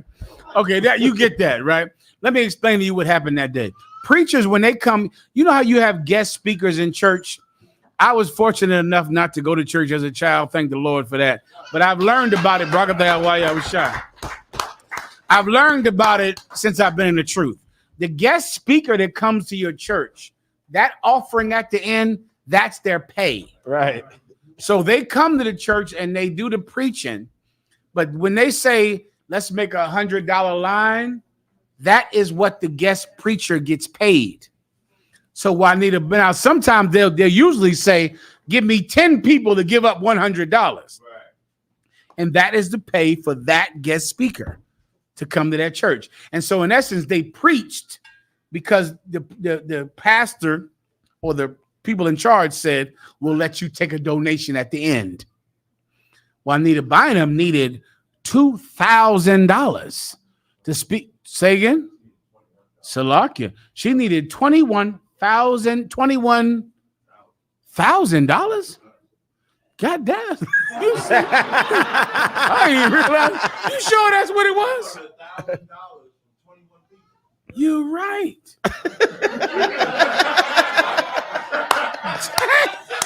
I didn't even realize. Yo, man, I did not even get it. You telling me Juanita Bynum wanted $21,000 for preaching on a Sunday? Whoa, listen. So that's her. So she wanted $21,000. And let me tell you what, there's only one reason that you would ask for such an unreasonable number. Who can guess? Just think, it's logic, please. Give him a hand. Yeah. You know why? With the young brother, that is the answer. Because her bills are so high. That Rolls Royce, that mansion, that boat, that yacht. And she has no other way to pay it because she can't do anything. So she needs today to earn $21,000 today. And guess what? There's another Sunday next week. Right. She has to bring in, my God, $80,000 a week because her bills are that much and she has no way to pay for it. But the UPK is stomping over the Christian church. Damn right. Everyone knows about us. Give me some comedian made a joke about us. The brother sent me. How can I find this? Where he said it's some brothers in Harlem that are outside my window every week dressed like you said, who saw that? Send that to the brother. Send that to the brother.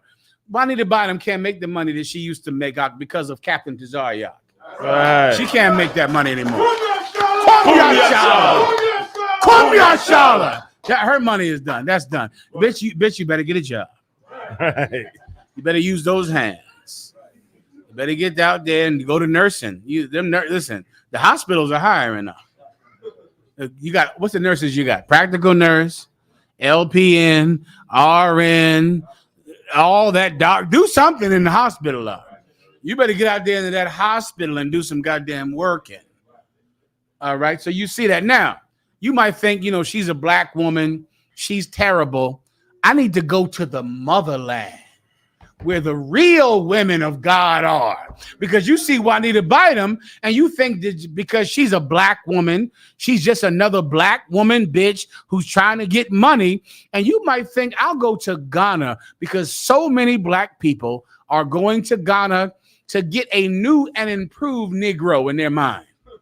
In their mind, they're getting the better Negro.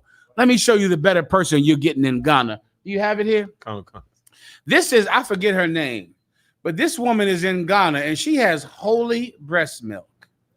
The breast milk is full of the Holy Spirit. And she's breaking it down right here. And you know what's disgusting about Africans, if I could speak for a second? I hate the way they say Jesus.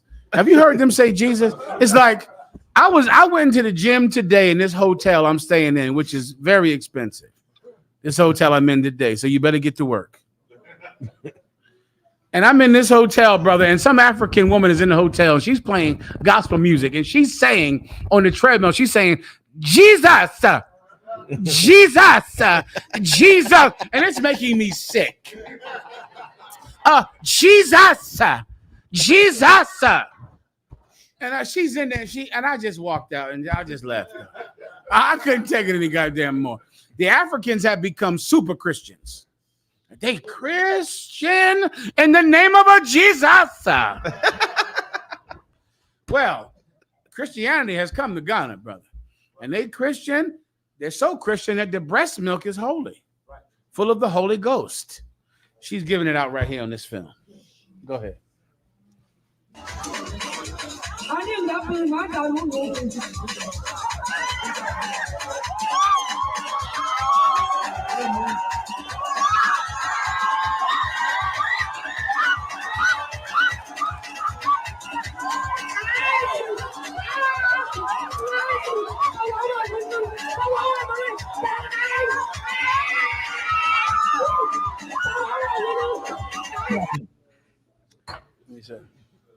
Yes, travel agent. Make sure no brothers in the UPK are able to get tickets to Ghana. Because I think I saw all of them getting tickets to Ghana just now.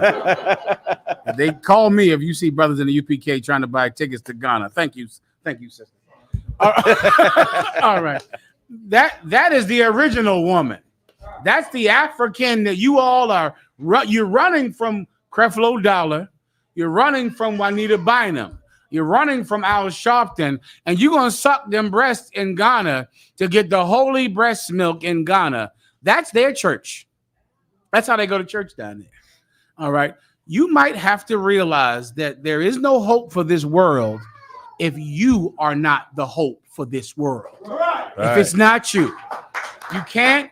Ghana will not save you.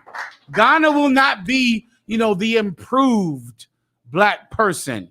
Ghana will give you the type of terrible Christianity that you were running from, but 10 times worse. Right. All right. Anything else? What was the last thing? Oh my God. Cesar, I gotta go now. Now or not? Okay, let me get one more. You just tell me, all right? Okay, what was the other topic I had? Please. To water. In New York this week, right? So who can tell me the story of what happened in New York this week? Let Asher do it then, since he's up front. He's up front. Go ahead. There was a brother by the name of Jordan Neely who's very known in Times Square of impersonating Michael Jackson. From reports, he was in the subway and he was basically begging, asking. Can they hear you online? Check. Go ahead. He was basically begging, asking. Some say he was asking aggressively, but he was begging, asking for food and water. Some people were standoff, were put off by that and found it to be aggressive, to the point where one man, a Marine veteran of the age of 24, decided to put him in a chokehold for 15 minutes while two other men kind of held him down and held his arms down, and that resulted in him having harsh compressions on his neck, and resulting in him being determined dead when he went to the hospital. They're ruling it a homicide right now. Someone give me Genesis 27 and 40 to 42. Then Genesis 37 and 11. Then Exodus 22 and 22. There was a brother. This brother is a Michael Jackson impersonator. We have a video as well. Please. He's a Michael Jackson impersonator. He was on the train today. Something happened that made at least two people on the train believe that he was in some way aggressive. One of the people holding him seems like he was an Israelite, like a Simeonite brother. I pray he was not. Somehow some Edomite, some oppressor who had been an ex-Marine, choked him from behind to subdue him. But they choked him, I think, for 11 minutes. 15 minutes. 15 minutes of choking him. Benjamin. Scriptures again, please, sir. Salakia. Stand by. Okay. What did I say? Genesis 27 and 40 to 42. Genesis 37 and 11. Genesis 22 and 22. All right. So now, and some ex-Marine choked him for 15 minutes while someone else held his arms. Now I need everyone here. So many times when they murder black people, right, and Hispanics, Latinos, in your mind, they're killing someone who deserved it, even though you're black and you're Latino. In your mind, you don't think about them as humans because you've been taught to do that from here in slavery. That's why so many times you talk about black people like black people can never come together. Black people can never start a business. Black people can't ever do anything productive. And every time I hear that, I wonder, don't you know that black people did start a business and they burned it to the ground? Black people did have their own neighborhoods and they lynched and killed everyone in that neighborhood. Hispanics did start their own enterprises and they killed the Latinos who lived and started those enterprises. You like forget that the people who did the thing that you think blacks and Latinos can do were murdered. They were killed. In your mind, black people just are silly, stupid failures. And they can't have businesses. They can't start jobs. They can't come. That's the thing that drives me insane. Black people can't come together. They can't have airports. They can't have banks. They can't have businesses. I think they can, but they can't stop white people from hanging everyone who owns a business and killing everyone who has an airport and who has a thriving industry. You forgive that and you forget that. And in your mind, we're just losers who can't ever do anything right. And so when you see black people being killed on the subway, in your mind, he deserved it. He had it coming. He must have been doing something wrong. You will all think that until you're being choked to death. Right. And I want you to think about that brother for 15 minutes as him thinking, please stop. Please stop. I'm sorry. I'm sorry. Will you stop? Will you please stop? For 15 minutes. And he died. He died on a train. He died. That could have been you. Some of you, it's going to be you. It's going to be you. Until it's you, why don't you speak up for the people who have already been through it? Why don't you talk up for them? Speak up for them.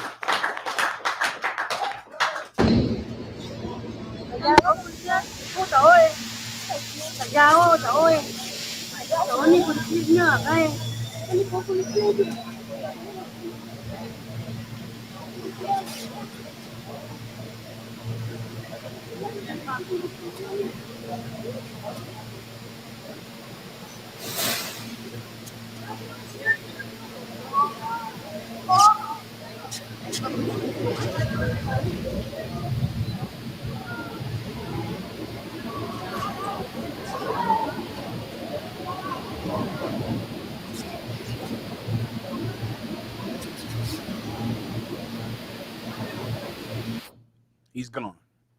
Young warrior. If I may, it's just concerning. It seems like it's to the point that our people getting like the culture has become so desensitized to seeing our people getting killed to the point that it doesn't matter if it's a cop killing us or a civilian killing us.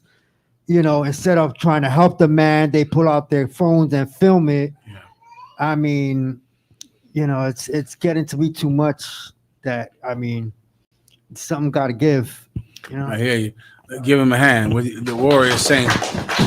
You know what? That thing you're feeling out. That thing that you're feeling that's making you think that thing is compassion. That's compassion. And here's what I would just have you understand. That is not new. That's been going on for 1,000 years. And no one has cared for 1,000 years. It's not a new thing to not care. No one has ever cared. Our own people haven't cared.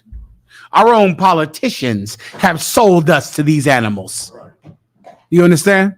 Like in your mind, as you watch the video, you can think, what's happening today? The same thing that was happening in the 60s, and the 50s, and the 20s, and the 1800s, and 2,000 years ago, and in Egypt, and in Babylon. Things today are not worse. They're consistently the same. The same. You know how much, think about what our people would have done in the 60s, in the 50s, in the 20s. The same. We hate each other. So when the police crack down on us, you know what we say? Listen, there's a wonderful bill called what's that bill in the 80s they passed for crime? The crime bill that they always talk about how Biden passed that bill in the 80s. Was it 3 straight? No. Look up the crime bill, the Biden crime bill, which put, 2 million people in jail. And Biden had to answer for this during the presidential election, how he voted for the crime bill that put 2 million people in jail. Come on. The 1994 crime bill was called the Violent Crime Control and Law Enforcement Act of 1994. And Biden voted for it. Kamala Harris voted for it. How many people in the National Black Caucus voted for it? Answer that question, please, if you don't mind. When you get it, let me know. Give him a shot. 1 second. Unless you can read it for me. You can look it up. How many people of the National Black Caucus voted for the 19 blah blah crime bill?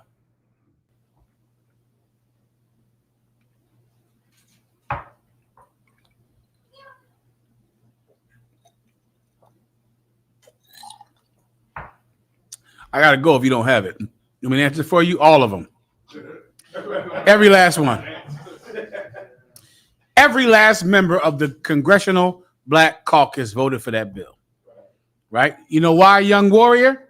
Because they thought it was going to fight crime and help. Come on, brother. Shalaki, if I may, it says NBC News analysts, black leaders supported Clinton's crime bill. Yeah, they did. You get the point? We've always been complacent. We've always thought that if we could just please white people, then they would have no reason to kill us. And they kill us more. They kill us more. What you have is called compassion. What I'm trying to teach you today is that white people do not have that. So if you're depending on that, you're depending on something that they can't have. You know what you might hear many times? I've heard this too many times throughout the years. They say, how could the police shoot an unarmed black man? On that Attica riots, right? Go watch that documentary or read books on Attica. The prisoners had sticks and baseball bats. And the prisoners, they're interviewed like 50 years later. And they said, well, we thought that the police was going to give us a gang war, meaning because we didn't have guns. So we thought that the police would come in there and fight us with batons and police billy clubs because we didn't have guns. Those prisoners had no idea that the police would just shoot everybody there. Because blacks and Latinos, we don't think like that. We damn near think, well, I don't have a gun. So clearly he's not going to shoot me because I don't have a gun. I'm unarmed. You don't understand white people are. You don't even, you're not equipped to deal with them.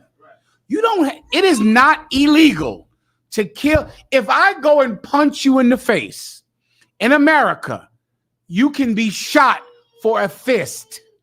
That is legal. It is absolutely legal. If I go to swing at you with a right hook, you can pull out your gun and kill me. It is not illegal. But in our minds, it is. You know why? Because in our minds, it's not fair. Because I have a gun, you don't have a gun. It's almost like it should be fair. That is not how things work here. They don't have compassion.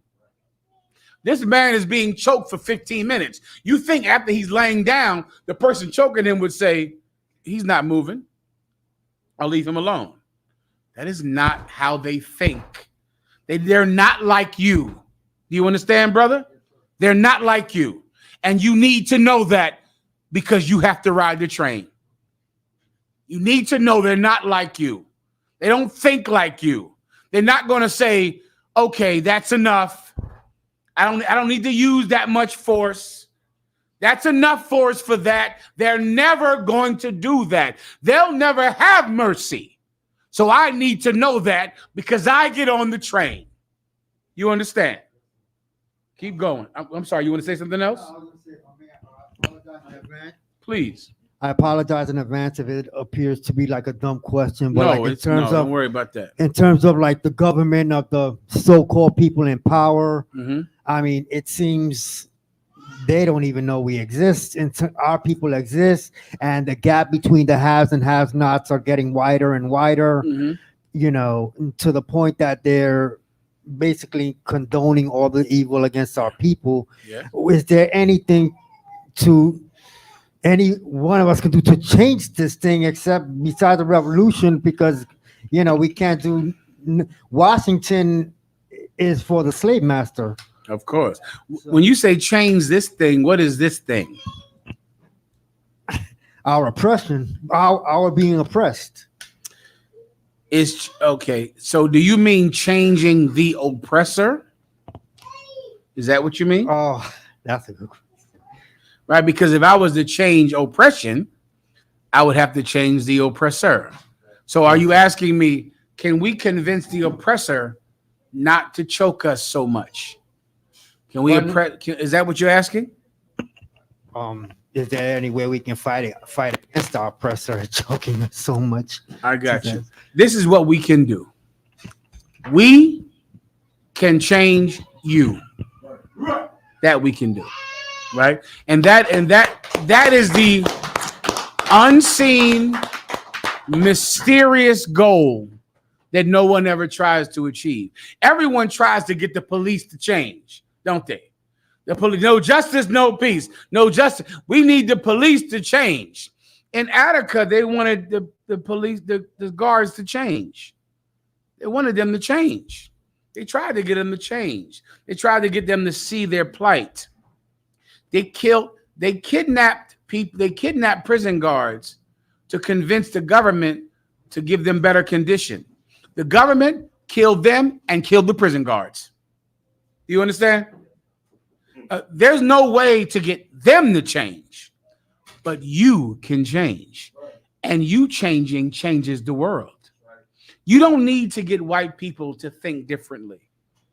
You don't need to get white people to, be different. You can be different. That's an achievable goal. Getting white people to be different. Let me tell you what's happened. What did I say? How many people are in jail right now? Alexa, how many people are in prison right now in America? From Reason.com, there have been more than 225,000 infections of prisoners across the Alexa, stop. Alexa, how many people are in jail in America right now, today? From TheAtlantic.com, there are roughly 2.3 million people in jails and prisons in America, more than any country in the world. Well, you heard that, right, Warrior? So now, in 1971, there was 200,000.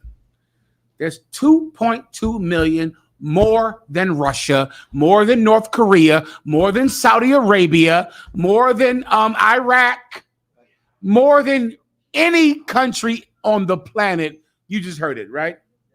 Well, so you might try to change them and to fix them. They can't be changed. You can. You can be changed. You can amend your ways. You can change your heart. They cannot change theirs. I'll explain why. Since 1971, they went from 200,000 to 2.2 million. What else happened since 1971? The war on drugs. Oh, no, that's not what I'm talking about. Since then? Yeah. Okay, meaning it's not good that 2 million people are in jail, right? That's a bad thing, right? We all agree. It's a bad thing. What are the good things that happened since 1971? Microsoft. The internet, yeah. Amazon. Netflix. Elon Musk. SpaceX. Russia the USSR fell. Do you understand the good things that accompany your oppression? In your mind, you're like, change white people, get them to stop putting us in jail. Brother, as you go to jail, SpaceX is going to Mars. As 2 million people were put in jail, the USSR, you might not be old enough to remember them. I remember the Soviet Union. They're gone. They're gone. They fell in the 80s. America went on to have Microsoft, Facebook, SpaceX. There's a whole new garbage called the Space Force. You heard of that? Brother, there was no Space Force when I was a kid. There's a whole new military branch called Space. Give me the symbol for Space Force. Called Space Force. It's like a Star Trek. There's a whole military branch about going to Mars and going to space. Now, do you think they'll give up oppressing you and also give up going to space? Netflix, Microsoft, Amazon. Brother, as you are oppressed, they rise. They're not changing because America is better since 1971. More rich, more powerful. Their enemies are dead. And they are flourishing beyond belief. You can't change them. They're being rewarded for being wicked. You are being cursed for being wicked. You can change. You can stop smoking weed. You can stop getting high. You can stop being a Christian. You can stop sinning against the Lord thy God. You can keep the commandments. You can be an Israelite priest of the Israelite school of UPK. You can do that. You can do that. And guess what? That's legal. They can't arrest you for it. So some of you brothers, your dumb bitch ex-wife might take you to court. And she is going to say in court, Your Honor, he's in a hate group. He's in this hate group and they hate white people. And if you know how to stand there and stand on it, there is nothing that a judge can do because it's legal to be in the UPK. No one can stop you, please. Salaki, so it's funny you say that because it's the Egyptian head. The oppressor, right? Mm-hmm. I'm noticing how the oppressor, like, he respects the ISUPK and he hates black Christians. Mm-hmm. And the one thing I noticed is that, right? And the reason why he hates black Christians, because Christians are the only people that don't respect their forefathers, and every other race do respect their forefathers. So when the oppressor looks at us, he sees that we respect our forefathers, so he looks at us in a different light. Well, Christians they bow to power. In the UPK, we fear the Most High. We fear the Father. You get that? That's the SpaceX thing. That's the Egypt. That's ridiculous. Come on. This one is it's their one of their special units to track threats in orbit. Threats in orbit. Let me get Rasheen Carter. Who knows the story of Rasheen Carter? Raise your hand. No one knows it in there. Rasheen Carter was his brother. If you have it, look it up, Asher. I have it here. You please read it. This is from the Independent newspaper online. A black man was decapitated after saying he was being chased by white men. This brother called the 911 and said, "I'm being chased by white men." Nothing happened. No one came. When they found him, he was decapitated. His head was cut off from his body. He was decapitated. What city did this happen in? Do you know? This happened in Mississippi. A wooded area. Let's see. In Mississippi. Keep going. On one day in October, Rasheen Carter sent a chilling final text message to his mother. The black 25-year-old told her that he was being chased by a group of white men in pickup trucks while they hurled racist abuse at him. She never heard from him again. 1 month later, Carter's remains were discovered in a wooded area his head completely severed from his body, according to the family. So why are Mississippi authorities saying This happened in 1939, 1800s, huh? Maybe 1860, back in the 60s when, you know, racial deaths happened.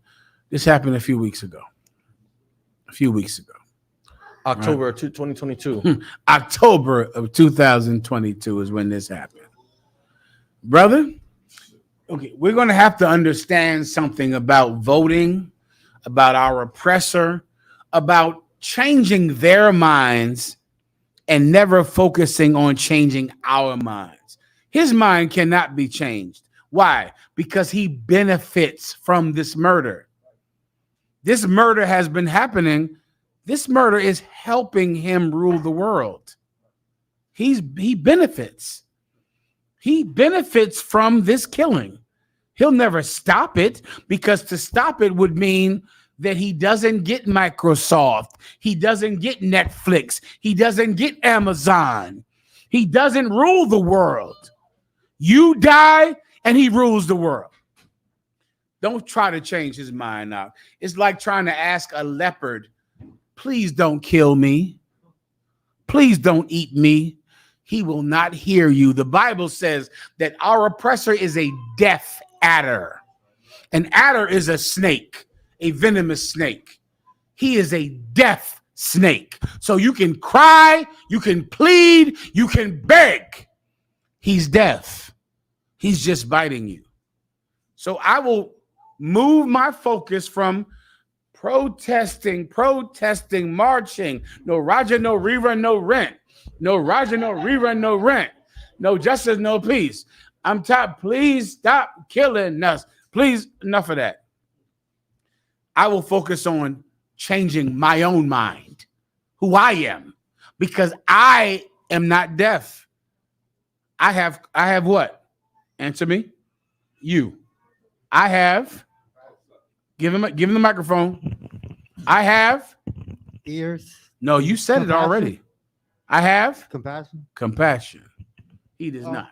If I may, Please. Well, I have been one more thing, and then I'll be done. Please, go I ahead. have been reading, like, at least on Google, that at least in the cities and stuff, like Christianity, church attendance had been, Christian church attendance have been in decline, and I read irreversible decline. But I also noticed that there have, I also read, they said in that particular article, there's been an uprise in mega churches. And so it seemed that kind of like in the financial world, where you know, Microsoft and Amazon and all that, fewer and fewer companies and people are getting more and more of the power, the money, etc. It's kind of like that's bleeding on at least into that world, into that church world. So, I mean, is there a connection or something like that? I mean, there's a big at least in culture. There's a big connection, if I could. Recuerdo. Remember, tu madre y tu padre decían que somos un culto y mantenían su iglesia sin culpa. Your mother and your father, they call us a cult, but they excuse the Christian church for their crimes. You understand? They excuse them of their crimes. The Christian church has been able to go on for years molesting the 12 tribes, centuries, for molesting the 12 tribes of Israel. And we're called the cult. Right. We're called crazy, but they excuse them. No more.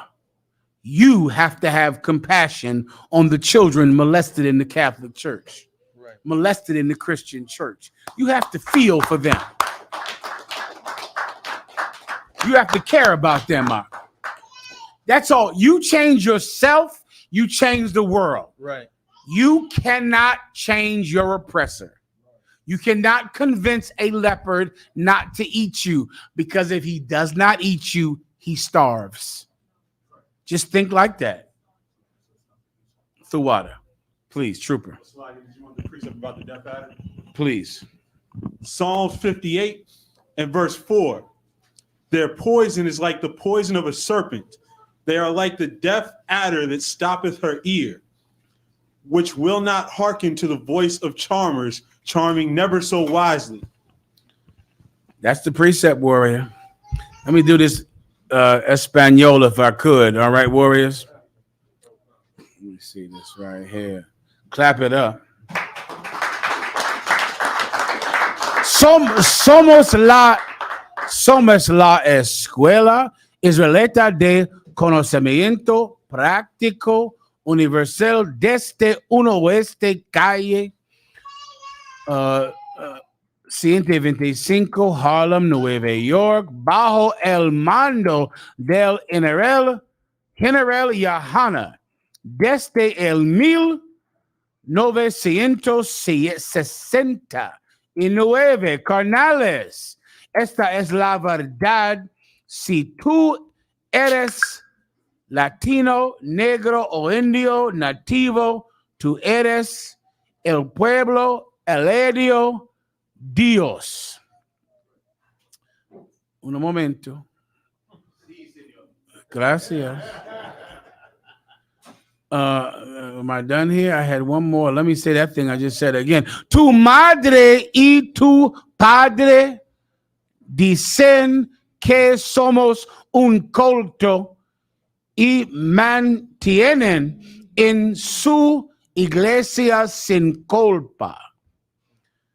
Órale. Órale. Clap it up. With that, pass the class over to the office.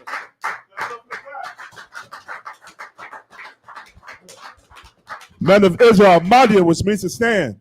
Men of Israel, we're going to get one courtesy salute. Men of Israel, Madim Shabbat. Amadia, Barak. Yajimata, which means hands down, soft face to sisters. Sisters, Amadia, which means to stand.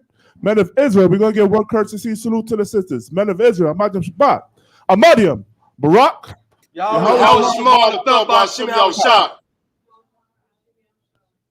Yajimata, which means hands down, class dismissed.